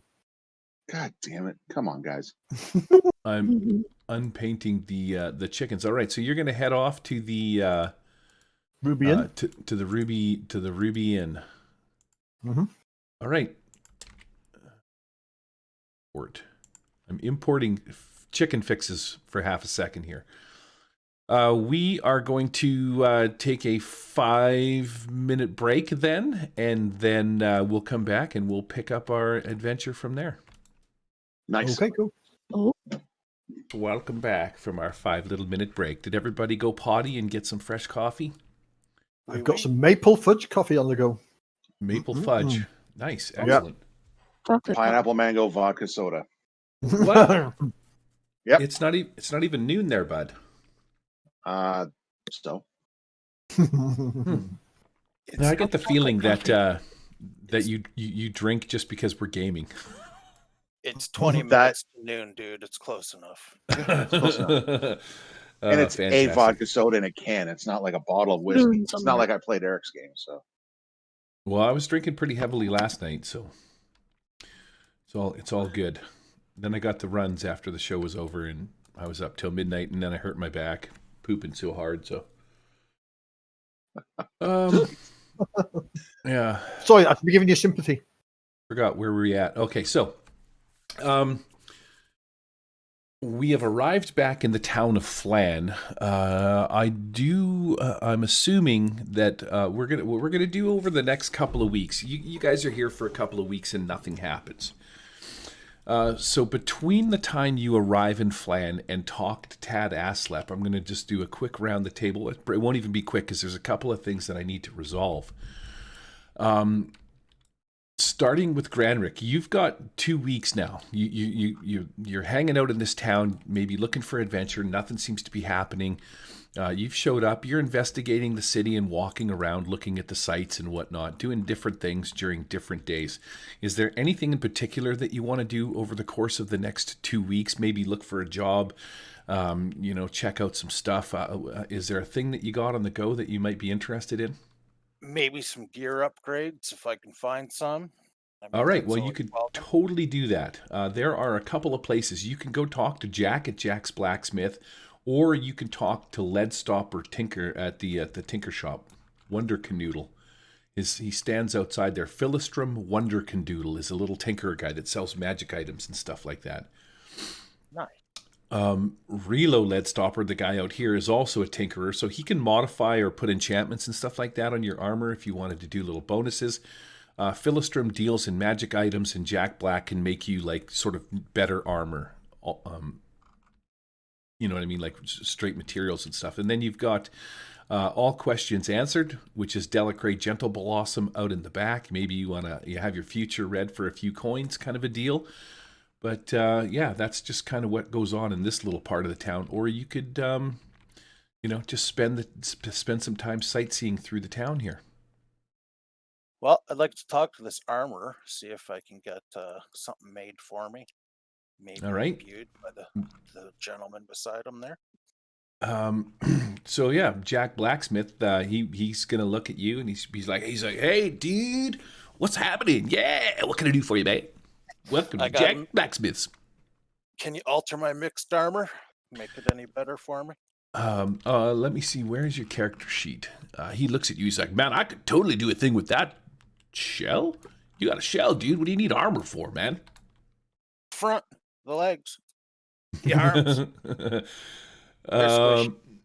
Okay, so you have some kind of mixed armor, +2 armor, roll of Yes. toilet paper, so soft, spider fangs. What are the spider fangs? So you're gonna show him this stuff. Plus, you've got this masterful coat, right? Correct. He looks at your stuff and he tells you that with all the stuff that you've got here, he's like, dude, I could totally take that coat apart and make you like this sweet, totally radical armor that will cover your arms and also make you look good. And I'll even attach some of these spider legs. I'll take the chitinous fibrous material out of these spider legs and imbue them. And he just starts rambling. He's like, just leave it with me. But he does say it's going to be 50 coin for him to do this. Deal. Okay. I've got 130. All right. Fantastic. I'll give you 25 now and 25 when I pick it up. Excellent. Sounds like a solid deal. All right. Cowabunga. Vey, you've got 2 weeks of screwing around. Now, remember there was this chest that was in there? That was in the whatchamacallit that nobody's sort of been able to get into? Right. Hello, Zovia. I wasn't sure if you were talking to me. What do She's you mean? literally baked. Yep. She's Yeah. literally. Wait, That is character chest? immersion right there. The clue is when he says veil mercy, that usually means you. Mm-hmm. You've what got chest do you mean? You've got 2 weeks of stuff you can do inside the town. You got a job here, don't you? Oh, Don't that's you- right. Yeah, I accept donations and give the blessings of Ira. Okay. That is in this place here, Temple of the Gods. Yeah. Carl Bobbitt. Okay, so I've written down Carl Bobbitt, 2 coins a day, 1d4 times 5 donations in wine or exotic herbs, wine or meat. So I think this is probably over the course of the week. So over 2 weeks, you need to take off 14 coins to pay Carl Bobbitt. He's the guy that you've got here sending out the blessings of the Temple of Ira. Roll me a d4.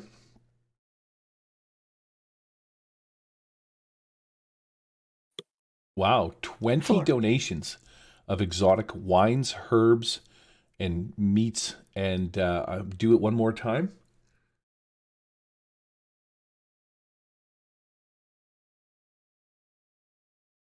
And And so that's 8 times 5 and 40 coin you have collected from Carl Bobbitt. He hands them to you. Carl Bobbitt is me in real life. He's a bootlicker. He's like fascinated with you, secretly in love with you, but maybe not so secretly. I'm just going to be That's Carl. 80 coin minus 14. Yes, Is that Mistress what you Mercy. mean? Look at the donations that I've been caretaking for since you've been gone. How was your journey? And then the two of you have like these weird conversations that sort of go off on a tangent.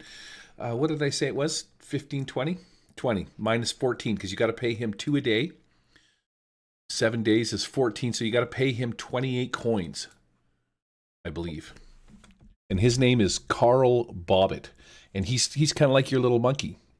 So he's been, over the course of the next 2 weeks, he collects a bunch of food and wines, different things like that, runs your errands, does your, washes your feet, whatever it is that you need done. He's a really weird dude. And in no way, shape, or form symbolizes me. All right. Regardless I of guess what at these this assholes moment, I'll tell go you. I'll go ahead and cash in this coin satchel also. Open it up and see what's in there. It's like 2d10. Okay.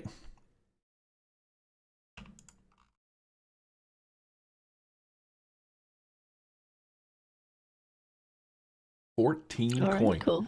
Okay, so over the course of the next couple of weeks, you just kind of hang out at the Temple of God, spreading the word of ICRPG.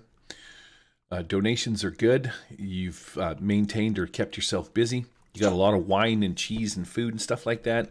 So yeah, it's been a productive 2 weeks that you've been back. It feels good to be back in the temple and have your little manservant run around doing errands for you. That puts us over to Cardoga. What is Cardoga doing over the next 2 weeks? Now, also too, at some point, I've got a thing for Thazit. You're going to have to deal with this book. But Cardoga, you're kind of free to sort of do whatever it is that you need doing. Well, thank you. There's a satchel here. So this is a card. So what are you doing over the course of the next 2 weeks in the town of New Haven? Probably figuring out the lay of the land because I haven't been here in a while. I got to figure out, probably find where my estate was, see that it's in ruins at this point. Have that really heartful realization that I have been away for a very long time. Find God and then come back a renewed man. Okay. Roll me, let's see.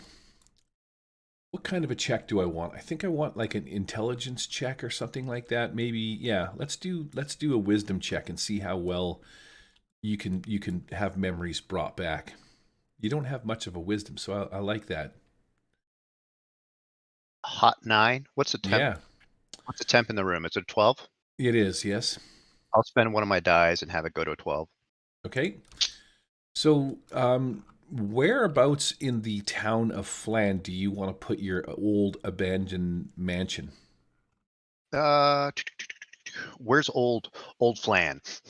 Well, Old Flan is more in the center, and sort of New Flan is on the outskirts. Okay. Some of these, let's say, some of these buildings outside the main gate or whatever would be where it's at, and then there's a possibility, if I had a luck die, that your house has been sort of taken over by, because you've left. Yeah. Well, there's people that moved in, fixed the place up, and then you show up and you're like, "Hey, this is mine," and they're like, "No, it's not." So yeah, somewhere around there. Maybe closer. Is the graveyard been here a while too? Sure has. You want to be on the outskirts of town over here somewhere? Maybe. If that's an older place, that would kind of make sense. In my brain. Sure, it would be. Let's put you over there somewhere. Let's say you're this house right here, in between the gates on the south side of town. Easy access to get out of the city. Roll me a I want a 50-50 chance that your house is, well, there's probably even better than that. Roll me percentile. There's a 75% chance that your house has been taken over by somebody. So if you roll... Nope. So it's empty. No, it's got somebody in it. 38 you rolled. You have to roll. There's a 25% chance that nobody had taken it. I read percentile. Okay. Right. So there are people that are in your house. Somebody's moved in. They've thrown a coat of paint on the old peg and stuff like that. But you know that this is your house. Your memories come back. You've seen it.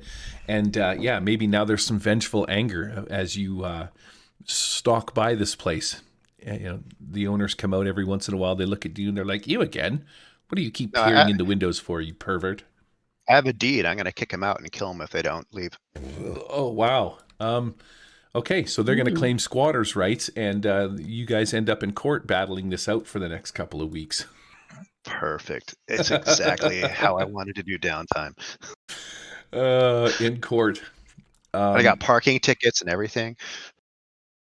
Thazit? Let's see here. We're gonna pick up where you were talking to Theo and you hand Theo this book.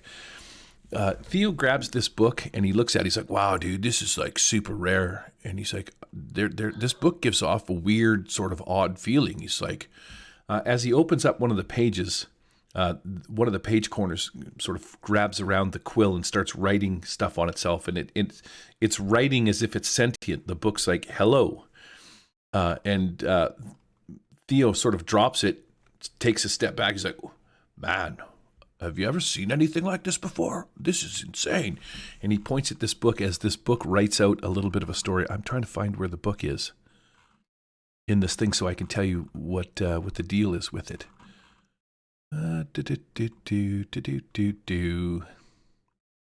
This is so bad. Dragon Skull Chess Magic Book. Here we go. So the Sorcerer Bound, this is what this book tells you. It tells you that there is the spirit of a bard bound inside the book, which was tasked by Jarella to chronicle her ascent as the chosen of Tiamat. He's like, "I haven't seen her in some time. I assume she is dead," is what it writes on the page. And then it's sort of like it can flip through itself really quickly, like certain pages open and words are highlighted, and as you read these words, this is how this book works. And essentially what this book says is that it yearns to be free of its labors. And so Theo's like, "Dude, I don't know how we do that. Maybe we burn it." And the book kind of goes into a bit of a panic and stuff like that, but Theo will look into it. So you give him this book. Now, that is the magic book. Now, you can keep this book if you want and have it chronicle your ascension to whatever greatness it is that you think you're going to come to, or you can just give it to Theo. My greatness of dying twice and slowly becoming a goat. You're right. Yeah, that's exactly what I want chronicled. How I want my life to be chronicled. No, I think it's in good hands with Theo. But I think what he wants to do for the next couple of weeks is going to be probably go see what's his name? Brother something. Not Brother Love, but the guy, yes, Brother Cleve. See a little if you can get some more wisdom about how to maybe dispel this curse on this. This he doesn't want to be a goat, dude. Okay, fantastic. So there's the treasure chest with the flaming skull that nobody has opened up or gotten into. So somebody needs to deal with that, and I'm just going to throw it on you. We opened that. No, you did not open it. You only Vapor Boy there, the air boy instead of the water boy. He looked inside but did not get into it. So what was the chest? What was the chest that Thazit opened up that he took 6 damage off of? That is. Well, I described you opening the chest. A necrotic-looking, dark, sort of shadowy figure of a dragon's head appeared and breathed flames on you as you tried to lift the lid up, and then it immediately shut itself again. Okay, so you well didn't then even get to see in it. Great to me. They can see what's in it. Well, that kind of sounds like the kind of thing either we drop it on Clunge to figure out, but I think he's going to be scratching himself with that crow's foot for a while. Or we excuse me, that crow has a name, you know. That crow has a name. It's called Loretta. Eric. No, Eric. Oh, right. Eric. Wait for it. Eric Lamacrow. Lamacrow. Nice. Hey! There it is. He's gonna be scratching himself with Eric Lamacrow for So I a have to say the while. French accent. Eric Lamacrow. That's right, Lamacrow. So we can either leave it with Clunge to figure out, or we could take it to Brother Cleef as well. See what the Brotherhood has when it comes to information on that as well. Wow. Okay, well, there is also all questions answered in the back here. Is there a magic user in town? There's Wonder Cadoodle might know because he deals in. You're right, but I mean, Wonder Cadoodle's a business guy, whereas Brother Cleef, he knows Thazit knows them as part of the Brotherhood. So Okay. I mean, yeah, we'll give the chest to the Clunge there to figure out, and Thazit's got goat proms to figure out. Okay. What we need to do then is deal with this book that you have. And the book is the one that will sink Walmsley. Sink Walmsley. Yes. If this book is brought to the proper authorities, there is a good possibility that you could sort of dethrone him, or at least pull his claim to any heirs. Right. This book has the ability to destroy him. But who do we give it to? Do we give it to the Red Plumes, who are already in on it? Do we give it to the mayor, who's probably sketchy as fuck as it is? Or do we go see our buddy Brudnir, who happens to be part of the Better Business Bureau, who might have a better insider way to deal with this? Yeah, I think that maybe over the course of the next 2 weeks, at some point, you guys end up together discussing what you're going to do with this book, the way in which you implement it, and as a collective group, we're going to come out of turn. Does anybody else have any thoughts on maybe where it could go or who could do a thing with this? Because this was a thing that needed to be done. The book was handed to you, and Rufus Surf specifically said you need to destroy Walmsley with it, and in doing so, down. It's just, who do you actually trust in this town, right? Like I said, the Red Plumes are clearly corrupt. You could ask Cleef. I mean, maybe Cleef would know. Yeah, I mean, that mayor is sketchy at best. Yep. Mayor Chump Check. Yep. Okay, so you're thinking take it to Cleef with the chest? I mean, yeah, we could dump everything on Cleef. Get them, keep them going for a bit. Okay. Clunge. Nope. Me and Yes. me and Eric would like to get engaged, so I'd like to buy a ring for Eric, please. Okay. You're gonna find a sweet ring. Do you want to? Yeah. Where are you going to? Where is your plan? You're gonna go to the tinker shop because he would make. Yep. Yes. Rings like that. All right. So I think we should have matching rings as well. One for Eric and one for me. Okay. Let's see. Make me a sort of a charisma check as you talk to Relo. Relo's he's a tinkerer. He can take rare metals and stuff like that. Yes, a 20. Wow. I'm gonna say that as you talk to Relo and you discuss the terms of what it is you're looking for, and that you want to marry a crow's foot. Relo says that he will make it for free just to get you and your creepy weird ass out of his shop. You'll have to pay for the supplies. Is there anything that you would like to put in it? Like, what is this ring going to look like? I think it's going to be like the one ring. Okay, but there'll be two of them, so there'll be the two rings. Yeah. Okay, two rings. Yeah, a bit like a bit like a Pepsi pull ring. Like a pull tab on a can. Yeah. Oh my God, you people are fucking absolute lunatics. Okay, we are going to pack this map up because I don't know if Daniel has seen the cool Valhingen graveyard. Where is my graveyard? Well, in preparation for this, I did assign him to watch all your previous videos. So whether he did or Wow. didn't, it's a different story. I feel like that's a thing that Yeah, no. And he might still not have done. joined?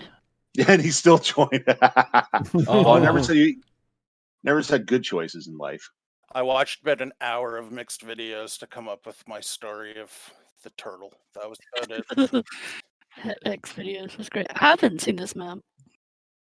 You Yeah, haven't seen it, Vay? Cool. No. No, Oh, okay. This one was last obviously updated near Halloween because you can see that there's pumpkins that I'm deleting. you mean you don't watch his show to see the maps he makes? This is the Valhingen Graveyard. Now, does everybody come as a collective group, or is this just going to be a Thazit thing while I deal with this? Does Thazet want me and Eric to come along? Oh, if you want, sure. Cheers. Maybe Brother Cleve can actually do the can perform the Yeah. ceremony. Yeah, pretty cool. Okay, Two more excellent. go. Mercy will go. It's a social All right. event of the season. Yeah, Mercy, you can bring one of your chickens along if you want as well. In fact, the chicken is one of the bridesmaids. Oh, I never could catch one. Yeah, someday you'll settle down with your own chicken. It'll be fun.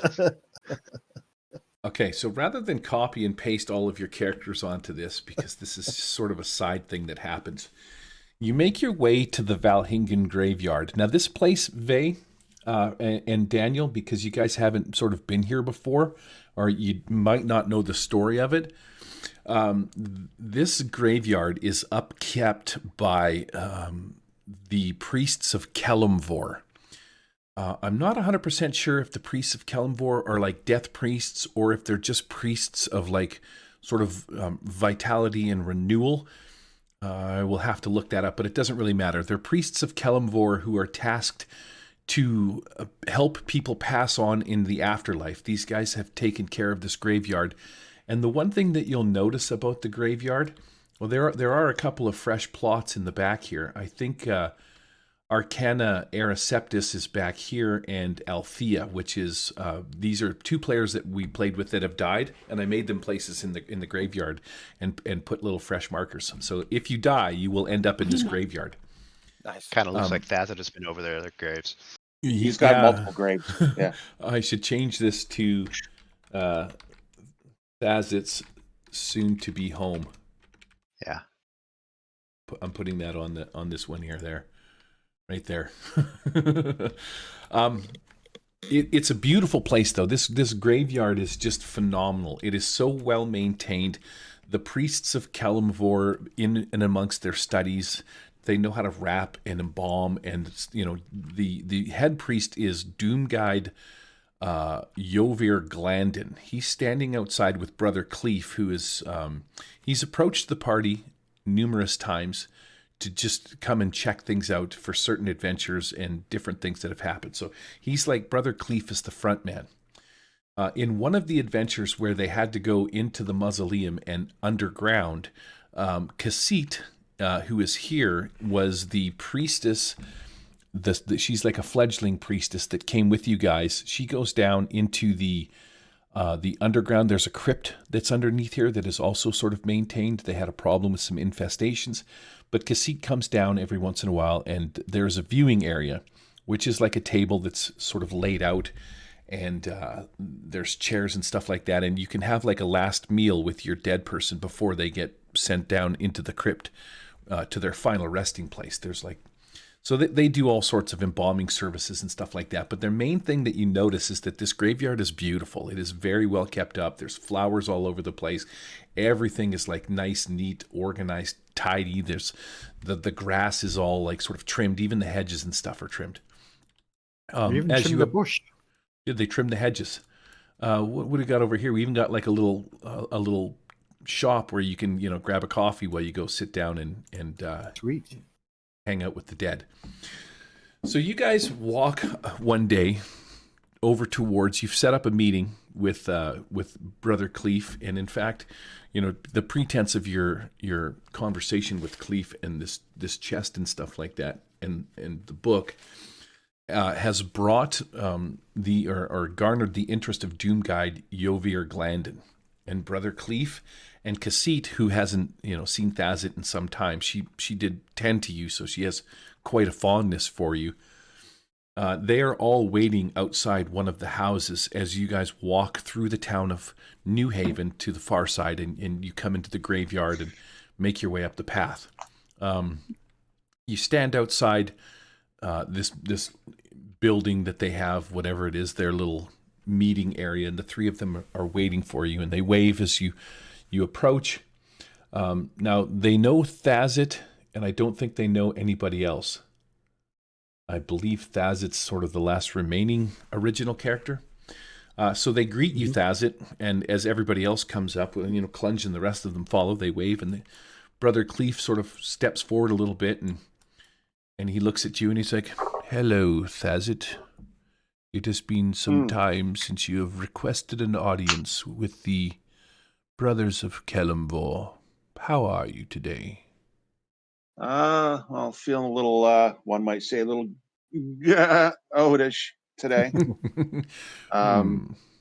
Interesting. Seem to have there seems to be a bit of I think I'm cursed, but I'm alive this time, right? So that's a step up.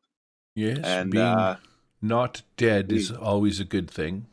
Yes. And then we have a good friend of ours over here at Clunge who's looking to bewed his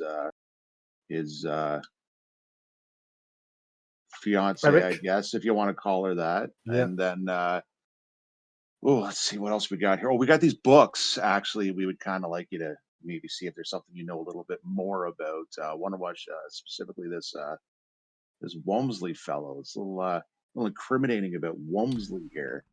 Trying to seek your counsel on how we should deal with this. It's all that is freaking sweet.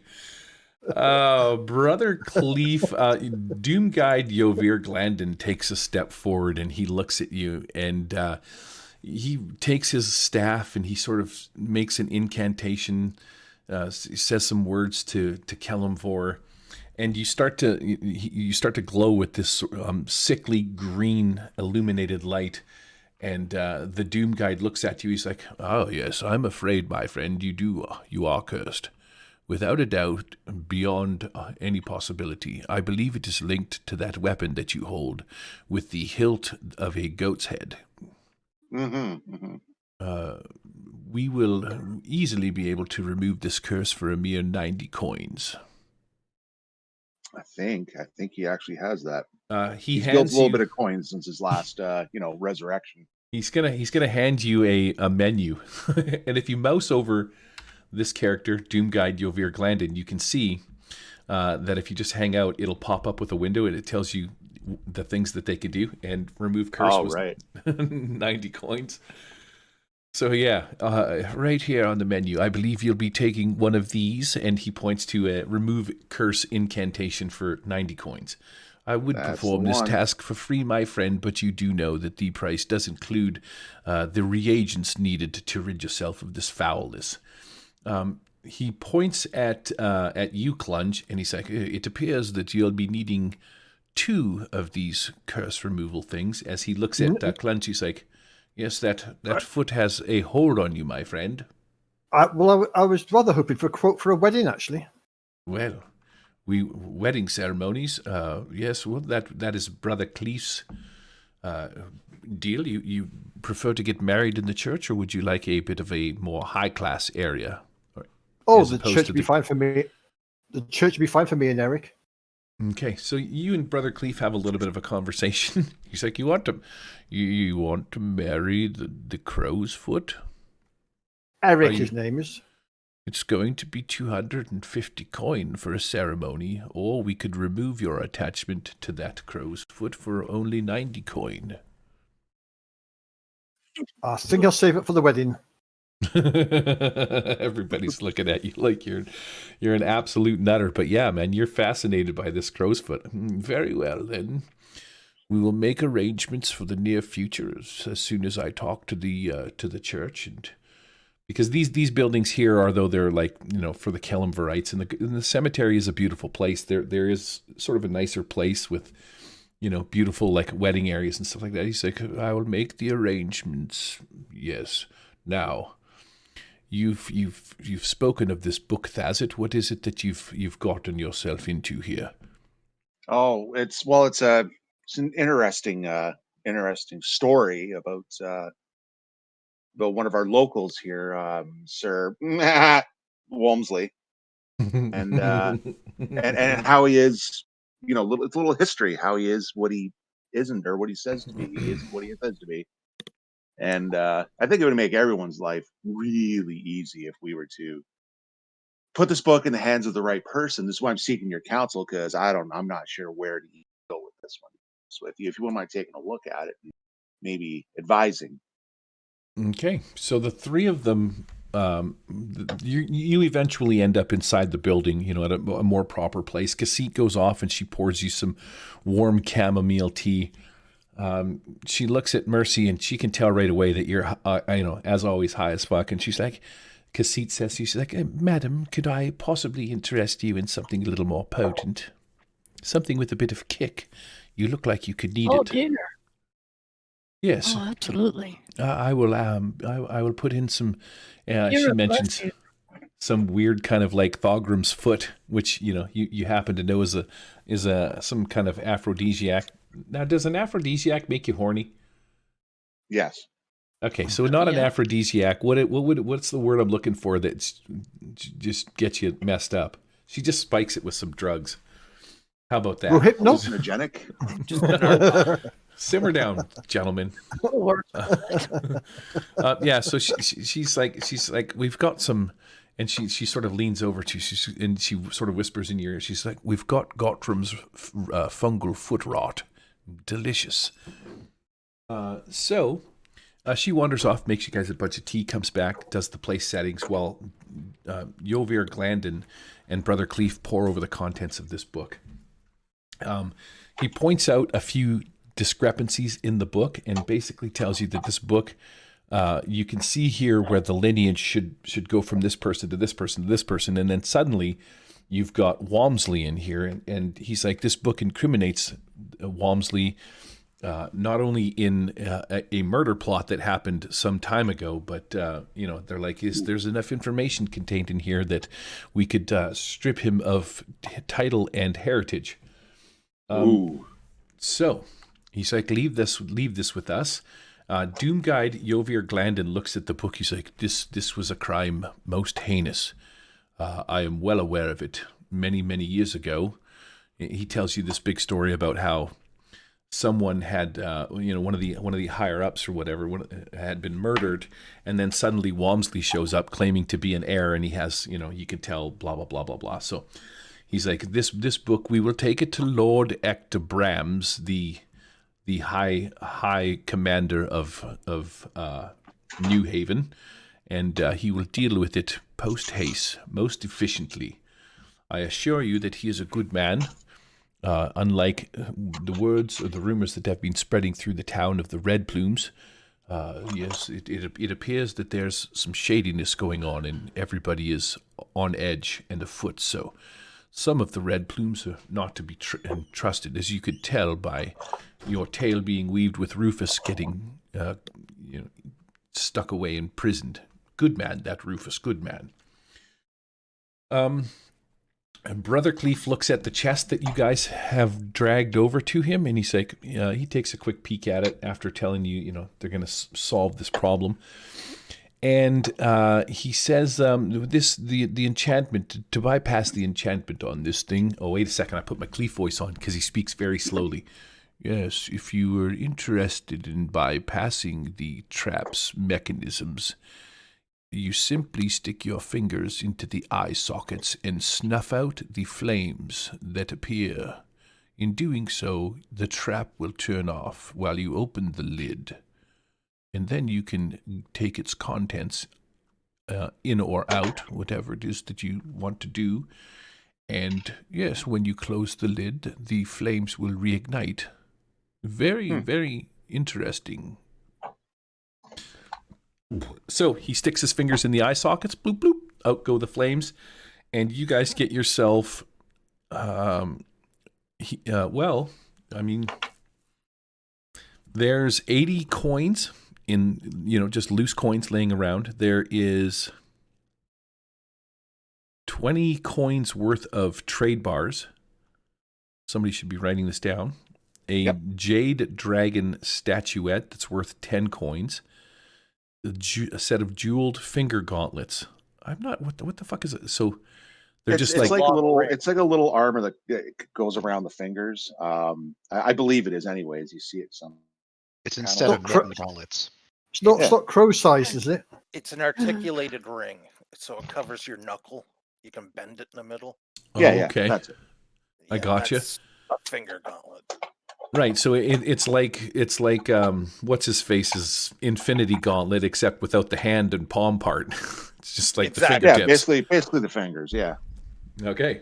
It's medieval. It doesn't finger cover the gauntlet. tip though. It's just an articulated ring. Yeah.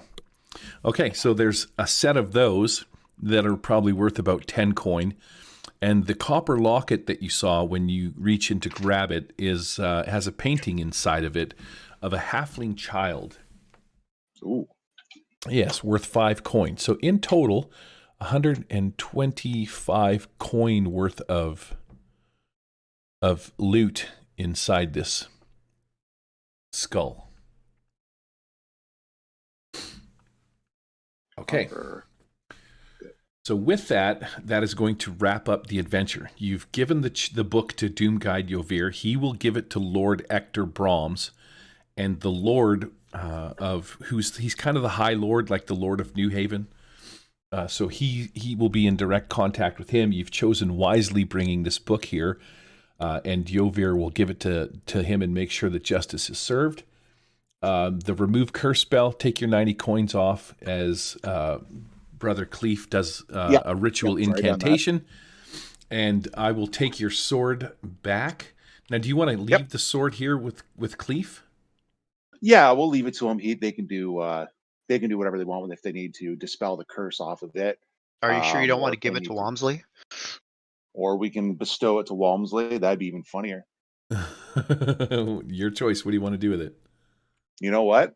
Let's wrap it up. Send it to Walmsley as a gift. Okay, I put the cursed sword back in the deck.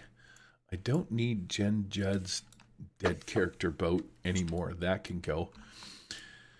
So over the next week or so, you're going to make preparations. Brother Cleef assures you, Clunge, that preparations will be made for your wedding and stuff like that. And yeah, Excellent.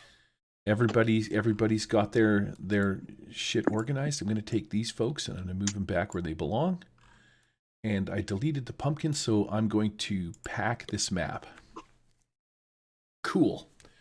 That is going to finish off the last adventure that we did called Outlaws of the Iron Root. Ooh, polished off.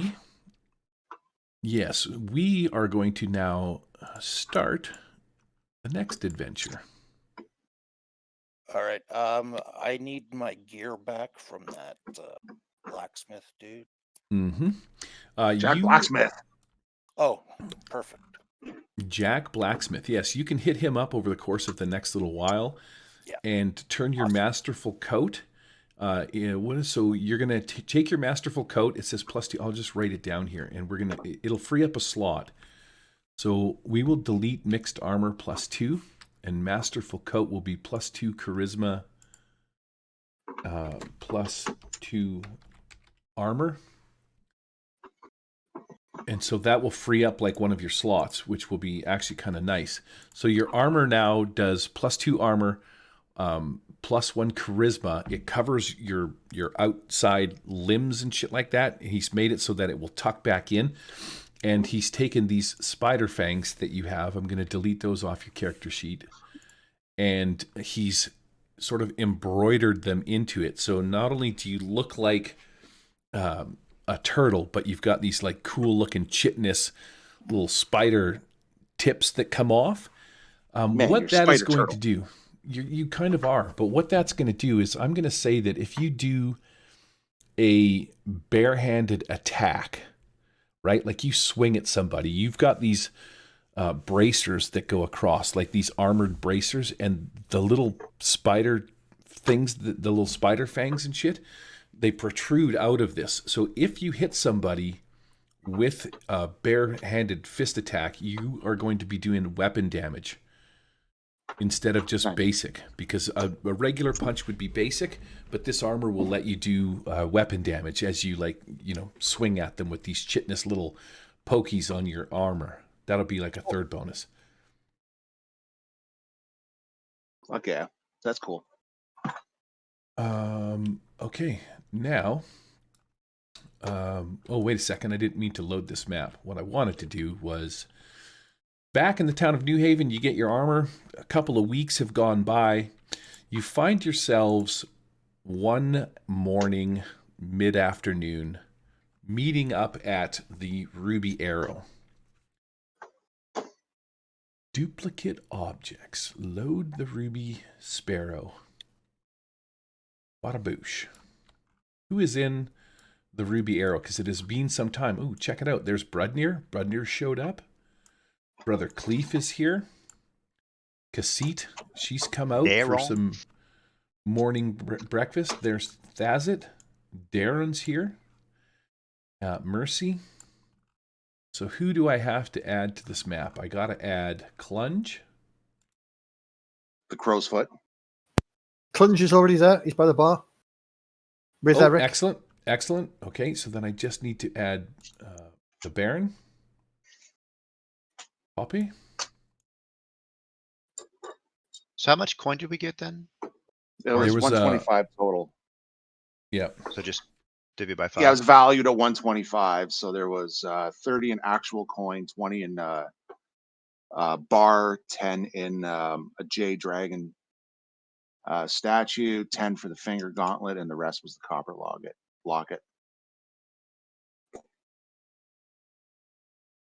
How much do I get? I'll split it up, 50-50. I think we're good.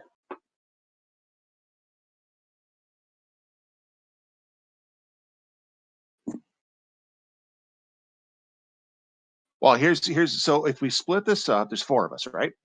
Yep. So split this up by 4, gives us 30 each, and then the extra. Well, who's the 5th? There's 5. There is 5. There's 5 of us. Well, I'm in fucking tool. 6. Well, let's split up by 5. Shit, why did I think there was only 4? I'm losing my mind. So 25 coin apiece. Yep. For that, let me scooch down to the end. The cool part about these D&D adventures is it sort of breaks down what you guys get near the end into like a list of loot and valuable shit. So if I go to the end part of this, you got the loot from there. Okay, so you've got Jarella's wagon, which is also worth about 125 coins, but you're kind of keeping that. The Black Fist bounty on Rufus, you can claim for 100 coin. You've got the House Cordona bounty on both Krulek and Jarella for another 75 coin.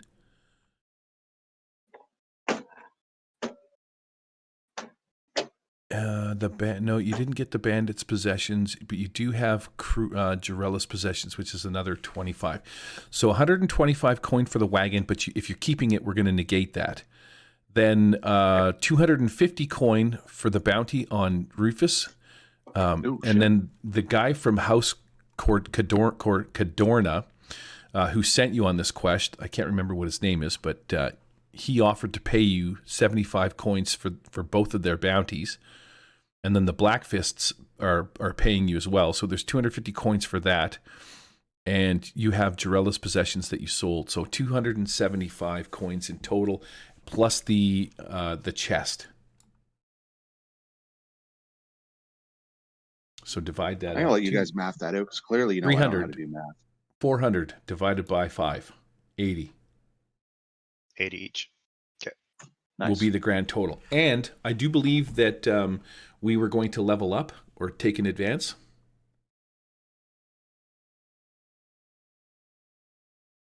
Yes, no? Did I not say that? Yeah, that was 'Cause- last time, right? You said Yeah, that that. was You that did was say last it. session. Yeah. So did you guys take your advance? Did you figure out what it is you're going Nope. to do? No. Took another power. Okay, we can do it next time, which is fine. I haven't applied. Yeah, yet. let's let it ride for next time because I mean we're only going to Yeah. go part way into this one for. We're probably going to get the intro done to this one this round. Okay, cool. So I want to go here, and I am going to fire up the next one. Here we go. You are one morning, late morning, early afternoon. It's 10, 11 o'clock in the morning kind of a thing. You notice as you are walking towards the Ruby Arrow that you haven't seen Walmsley outside now in a couple of days. Rumors circulating that Lord Ector Brams has taken him into custody, there is rumors also that he sort of disappeared into the night. Somebody might have warned him, but he is no longer him and his wife standing outside. She is still around town. Whatever her name is, I can't. Elisa, she's still around, but she's not living in the mansion. She's at Claw's place. Well, who knows? There is a strong possibility that I already put her there. So as you Maybe guys she's are working kind of for Claw hanging now. out, you're hanging out in the Ruby Arrow, doing your business, having some breakfast, shooting the shit, when the door kicks open. In walks somebody that you are quite familiar with. She is a large human woman wearing a red plume uniform. She walks through the door, and you can tell she's looking around. She sees you right away. She has this sort of gray-streaked blonde hair that frames her face and hard-won lines. She's a little bit older, and she's got those, crow's feet and stuff like that as she walks Crow's up. feet? Yeah, Did you well, say not crow's your feet? crow's feet. Oh.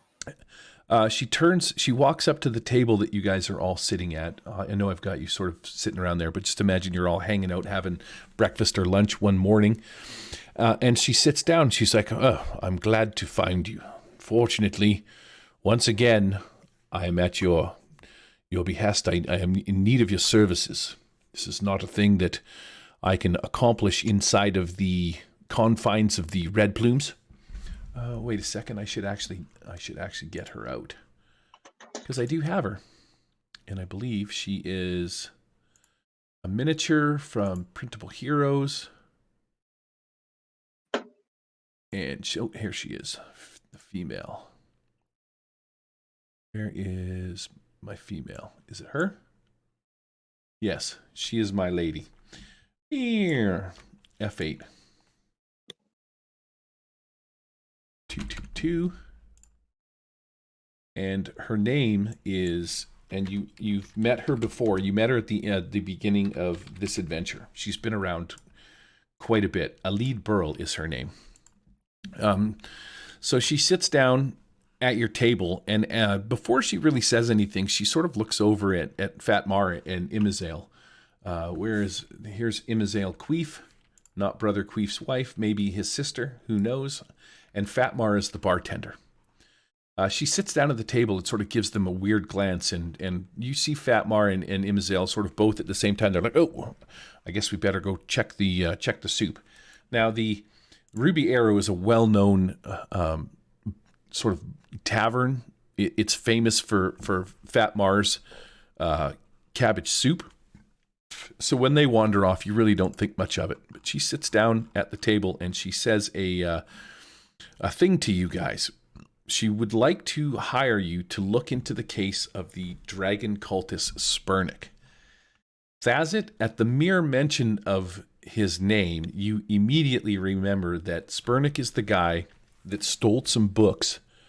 In fact, the book that you were given, that you just sort of condemned Walmsley with, thank you, was part of a set of books that were stolen from the library in town, the bigger library. Yeah, Spurnik's the same as one of those three scribes that we chased out. Yes. Shit, is Spurnik the guy that we let go Yes. and let Swamp take care of him? Oh, Yes. fuck. Sorry. So Okay. that guy, as soon as she says his name, you know exactly what is going on, and she tells you that they've captured him.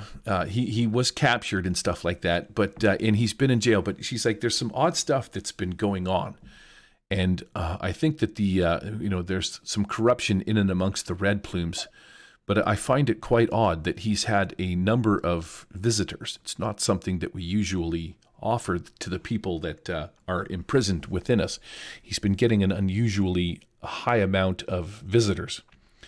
So you can tell that she's kind of holding back. There's a certain amount of information she wants to tell you, but she really can't. So as she sits down at your table, she looks at you guys and she's like, I have been saving and taking from the coffers. I have 200 coins that I can offer you. This is an off-the-books job. So between me and you will report directly to me.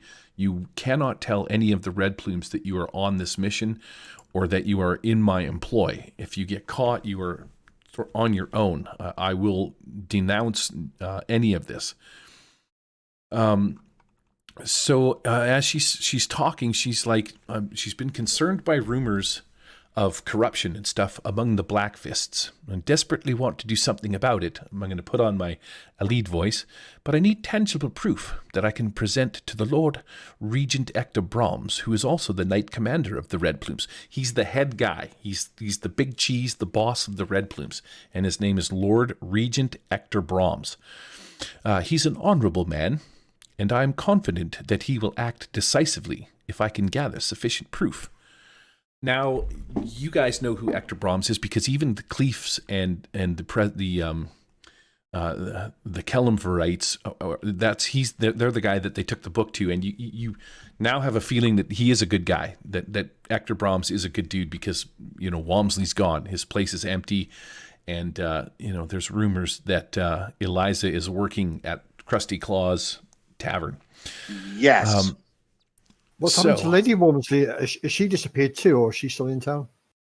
I'm not sure where that pompous bitch has gone to, but I tell you what, I'm quite happy that her and that other rabble-rouser have been defaced, dethroned, eliminated from any position of power.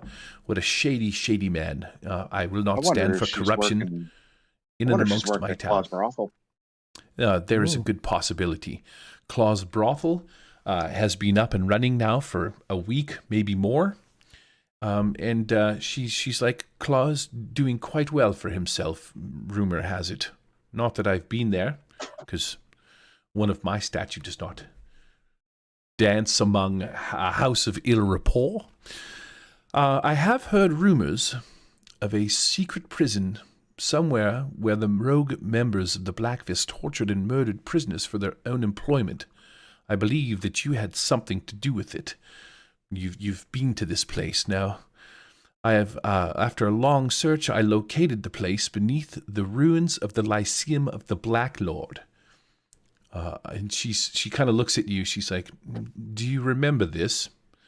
So this would have been one of the previous, our first adventures that we did, the Defiance and Flan, where, Thazit, you'll remember, you went to the place to get, not Tad Aslap's, Leadstopper's daughter. Yeah, that was the place I was talking about. Yeah, I don't think I was in that one, dude. I started off just after that. That might have been Claw and Brunyer. Okay. Well, Brudner's playing somebody else. But anyways, she's talking about that place. Oh, well, yeah, but okay. You're playing Cordoga, so. I remember that place. There. You're playing both of them. Excellent. Yes. Yeah. So yeah, she's like, it was you that was there. She said you had some kind of a run-in with Leadstopper. Well, listen, Spurnick was recently captured. He's a recently captured dragon cultist. We found him in the swamp some time ago. And he is soon to be tried for robbing the library of Mantor. Now, you remember that adventure as well. See how I told you this stuff was all coming together? Yep. I am concerned that his trial has taken far too long to complete and that he has been permitted an unusual number of visitors. Though it shouldn't have been possible, people have met with him and brought him gifts. It is clear there is some sort of bribery going on in Stogeno Gate, but I can't quite prove it. The Red Plumes have given wide latitude in pursuit of the law. It is possible, but unlikely, that someone simply trading favors for information. That is illegal, but outright bribery is not. Security is unusually tight at Vallejo Castle, and I suspect that something important is occurring there today, but I am unsure as to what it is. I'm hoping that... she suggests that the party steer clear of Stojano Gate. Yes, she's like, I do believe that there is something going on near the Stojano Gate, and I would hope that you would steer clear of it because, the uppities, the hires of New Haven are probably gathering inside the castle. The noble houses, I believe. We've dispatched a security detail, and the noble houses of New Haven are going to meet Lord Ector Brahms today for some kind of meeting. So, what say you? Would you look into this for me? I'm trying to find some kind of information to the corruption that is happening in and amongst the Red Plumes, and you seem to be quite adept at it, finding these things. I think it's more by accident than by design, but we'll take a shot. All right, very good. So, as you guys are, talking about different things and stuff like that. She tells you to look into it. She suggests, maybe, looking around town, maybe spying on a couple of the Red Plumes kind of a thing, different stuff like that. And she shakes your hand and she stands up. Go ahead. And Clunge will offer Eric out to shake as well. She oddly shakes the friggin' crow's foot.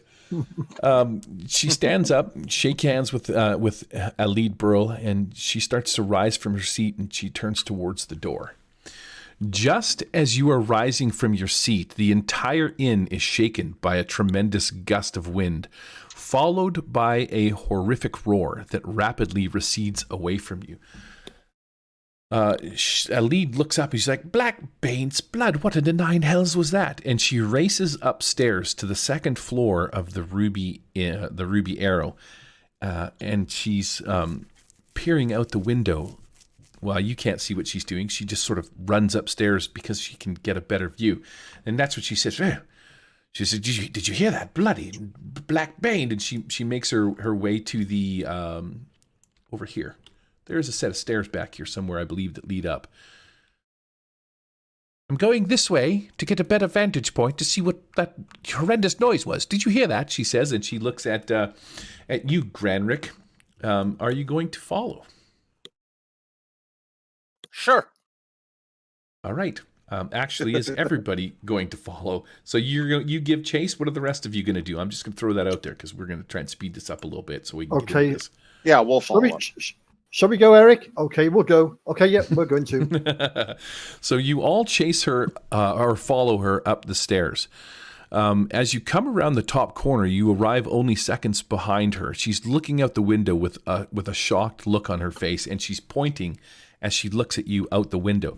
You approach this gigantic window, and from outside, what you see is a vast winged serpent, larger than the entire Ruby Arrow Inn, is perched on the side of the Vallejo Castle. Its head is rearing back as it rends great holes into like these huge brick walls, tearing pieces of them. From where you're at, it's pulling out stones so large that you could see them. Now, it's got to be a good mile plus away kind of a thing, and you could see these things sort of flying off.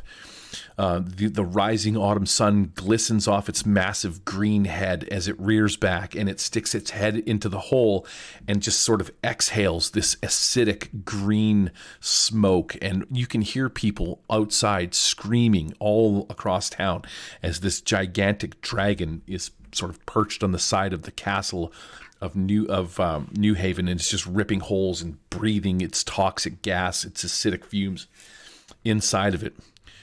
In the streets below, you look out down the window and you can see that people are running around in fear. Many of them are crowding into the sort of the street in front of you.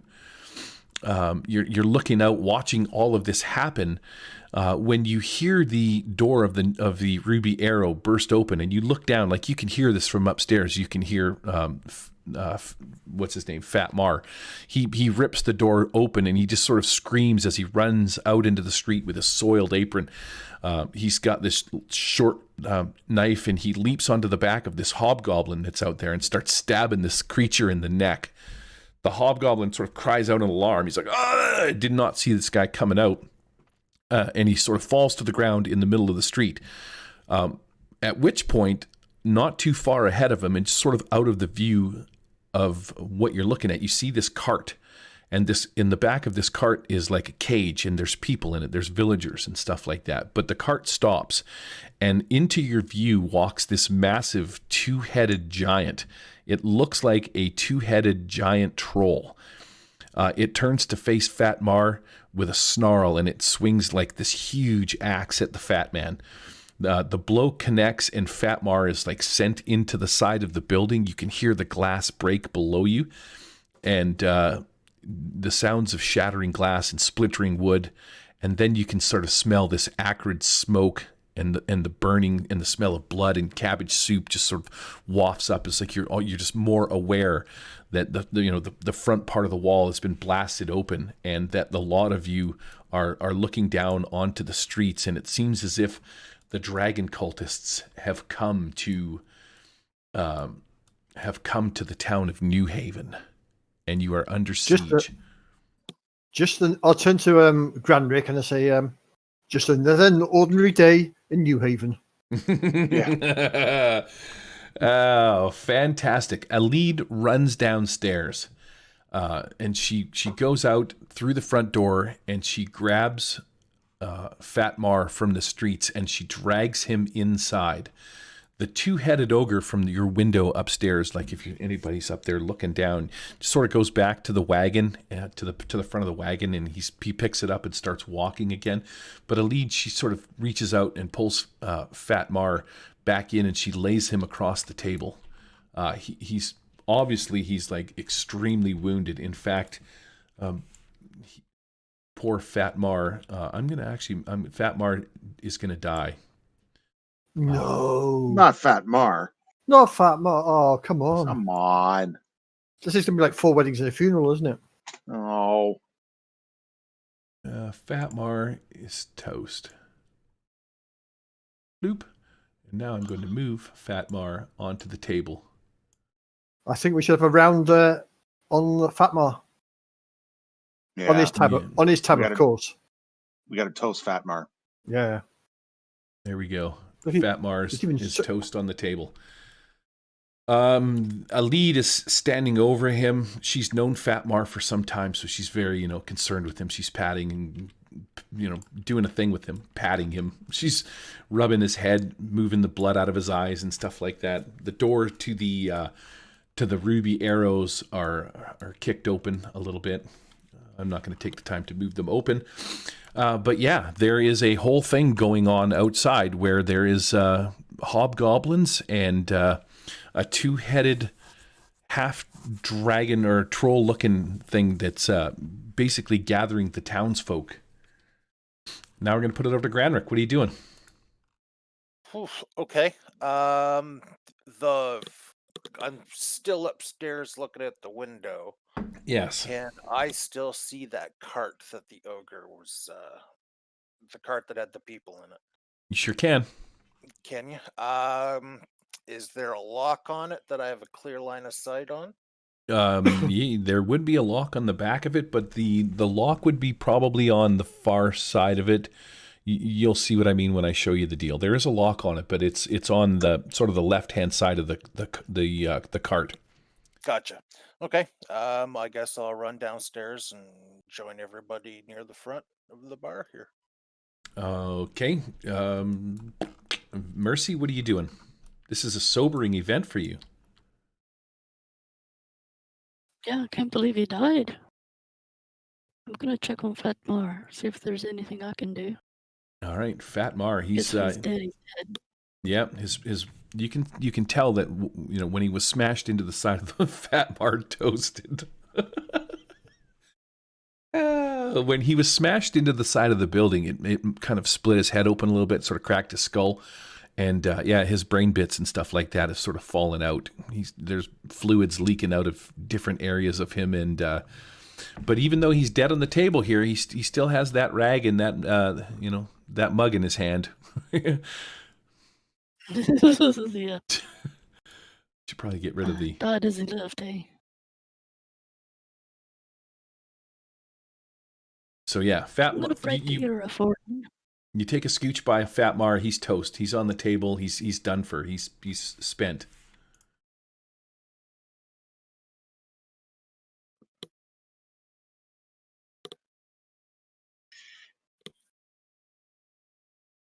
There. All right, I'll break the era for him. Okay. So yeah, you're gonna come downstairs and say a few kind words as you sort of hang out by Fat Mar, checking him out, even though there's a big commotion going on outside. Baron Cardoga. What? What are you doing? You're upstairs looking out this window. You see a scene outside, one of horrific importance to you because not only are the townsfolk being caged, but there's a potential with this dragon that you're not going to be able to reclaim your mansion in this house now that there's a dragon here in this town. Oh, man. Okay. How close is it? How close is dragon. which? Dragon. The dragon is like miles across town. Oh. Do I have the? Yeah, here's the map. Right, here's the map of land. You guys are over here. From the top window, you can see across town. The dragon is over here. It is a ways away. So this is the main castle. Mm-hmm. This little area here is called Stogino Gate, I believe, is one of these gates, one in the front and one in the back. And then this is Padal Street where the plaza is. And then, yeah, you walk up this little area here, towards the gates that lead to the main castle. And this is where, like, Lord Ector Brahms would be. The library is around here somewhere. It is possibly. So, are we sort of that area there? Are we? No, you're way over here, Pete. Way across town by this. Oh, right, okay.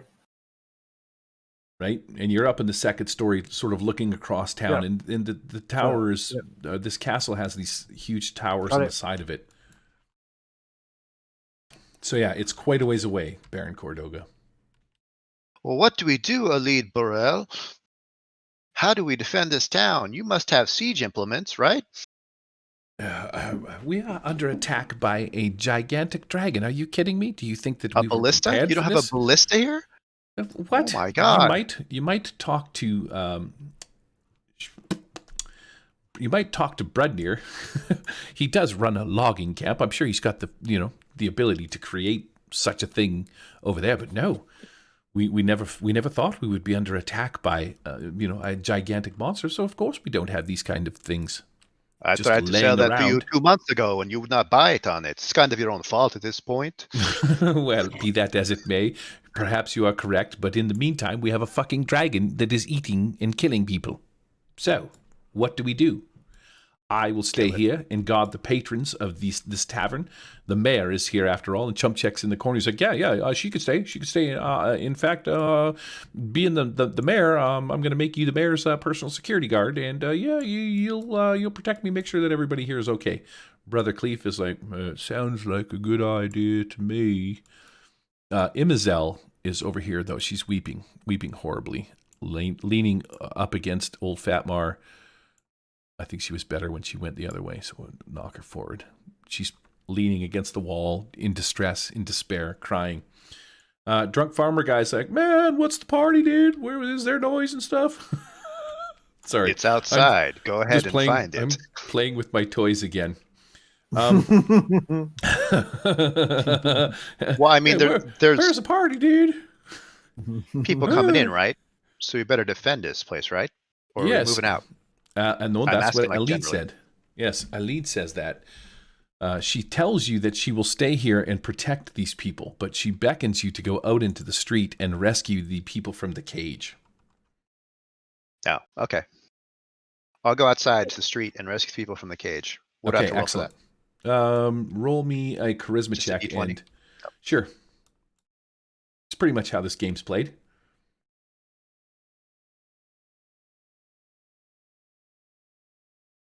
Oh, it was almost Oh. a 20. What's going on with I know. that? I'll spend a hero coin. Reroll that. Why not? That's a 17. Wow. Okay. Okay. So while you're talking to a lead, she looks at you. She's like, "Oh, you're so brave. What is your name again?" Cordoga, Baron is it Cordoga. not? Yes. A baron, you say. So you are a man of taste and renown, are you? She reaches in Yes. and she pulls this token off of her neck, this coin, and she hands it to you. It's the Saint, Saint Buttersworth of love and affection. She's like, "This has always brought me good luck," and she hands it to you. So yeah, you take that as you run off into the streets, and a lead looks at you with sort of like maybe a little bit of flirtatious love in her eyes as you fly off into the streets, and you're next. I'm going to say, because just for shits and giggles, your next attempt is going to be easy because of this thing. You Okay. feel emboldened, and you run out into the city streets. Fazit, what are you doing? So he's upstairs with the rest of them. He's got clear line of sight of the wagon and the two-headed ogre and shit. The two-headed ogre has sort of disappeared. The two-headed, he's a troll. Yeah, Well, he's gone back around the corner out of line of sight, but he's picked the No. cart up. Now there's a couple of hobgoblins coming out in the street, and there's also this robed figure. He is wearing sort of like, some fancy green robes. He's got these great big horns growing out of like a crown of yeah. horns and shit. And That he's guy can't walking be behind. good. Yeah, Okay, so if he could see that from up the second floor, Thad's is going to start casting Hammerstone Okay, on that target.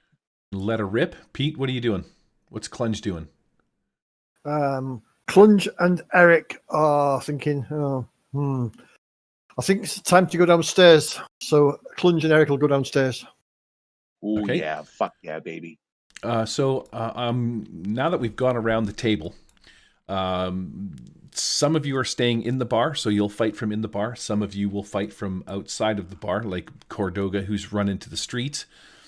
I'm going to flip my timer, rotation value 3, and then I'm going to I'm going to pack this map with everybody in it. Then I will load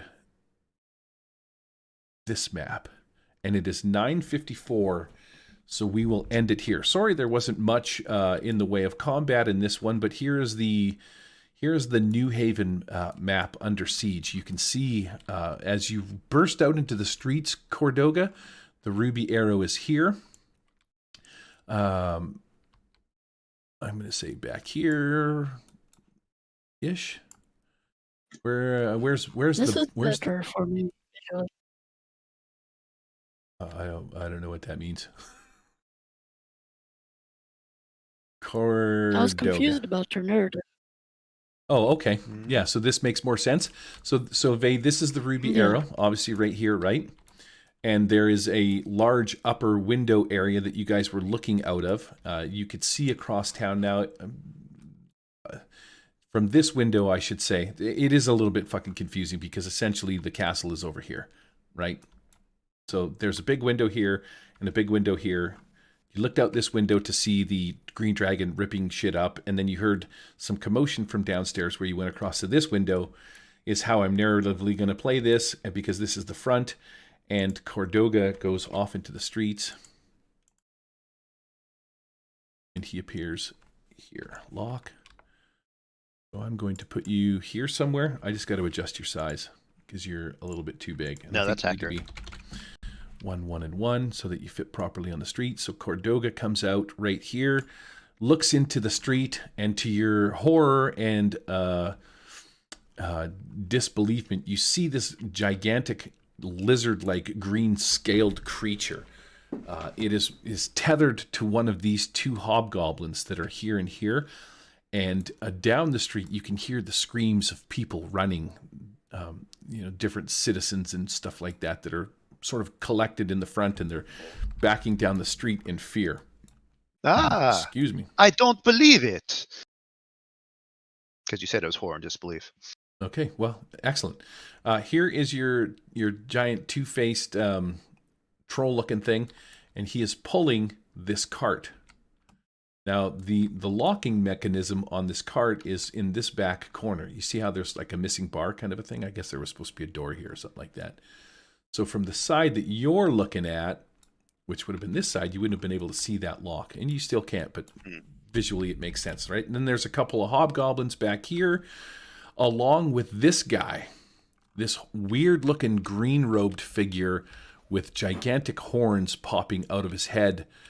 He looks like someone of importance.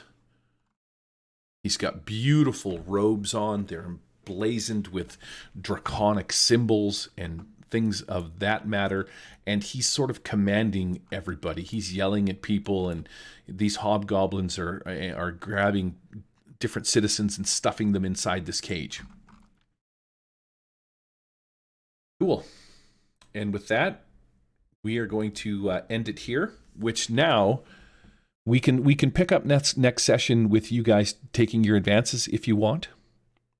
We'll start there, but then essentially our next session is going to start with you guys trying to rescue these fellas, as the town of New Haven is now under siege by a gigantic green dragon. Neat. Excellent. All right. Well, that's going to be it, man. Thanks everybody for coming out. I'm going to smash the Murder Hobo Show outro and then kill the stream. The Murder Hobo RPG show is not affiliated with or endorsed by any companies mentioned on this show. Any of the products mentioned on our show or that appear on our website are the property and copyright of the respected owners. All items are used under fair use for educational and review purposes. All other items are the intellectual property of the Murder Hobo RPG show, copyright 2021, all rights reserved.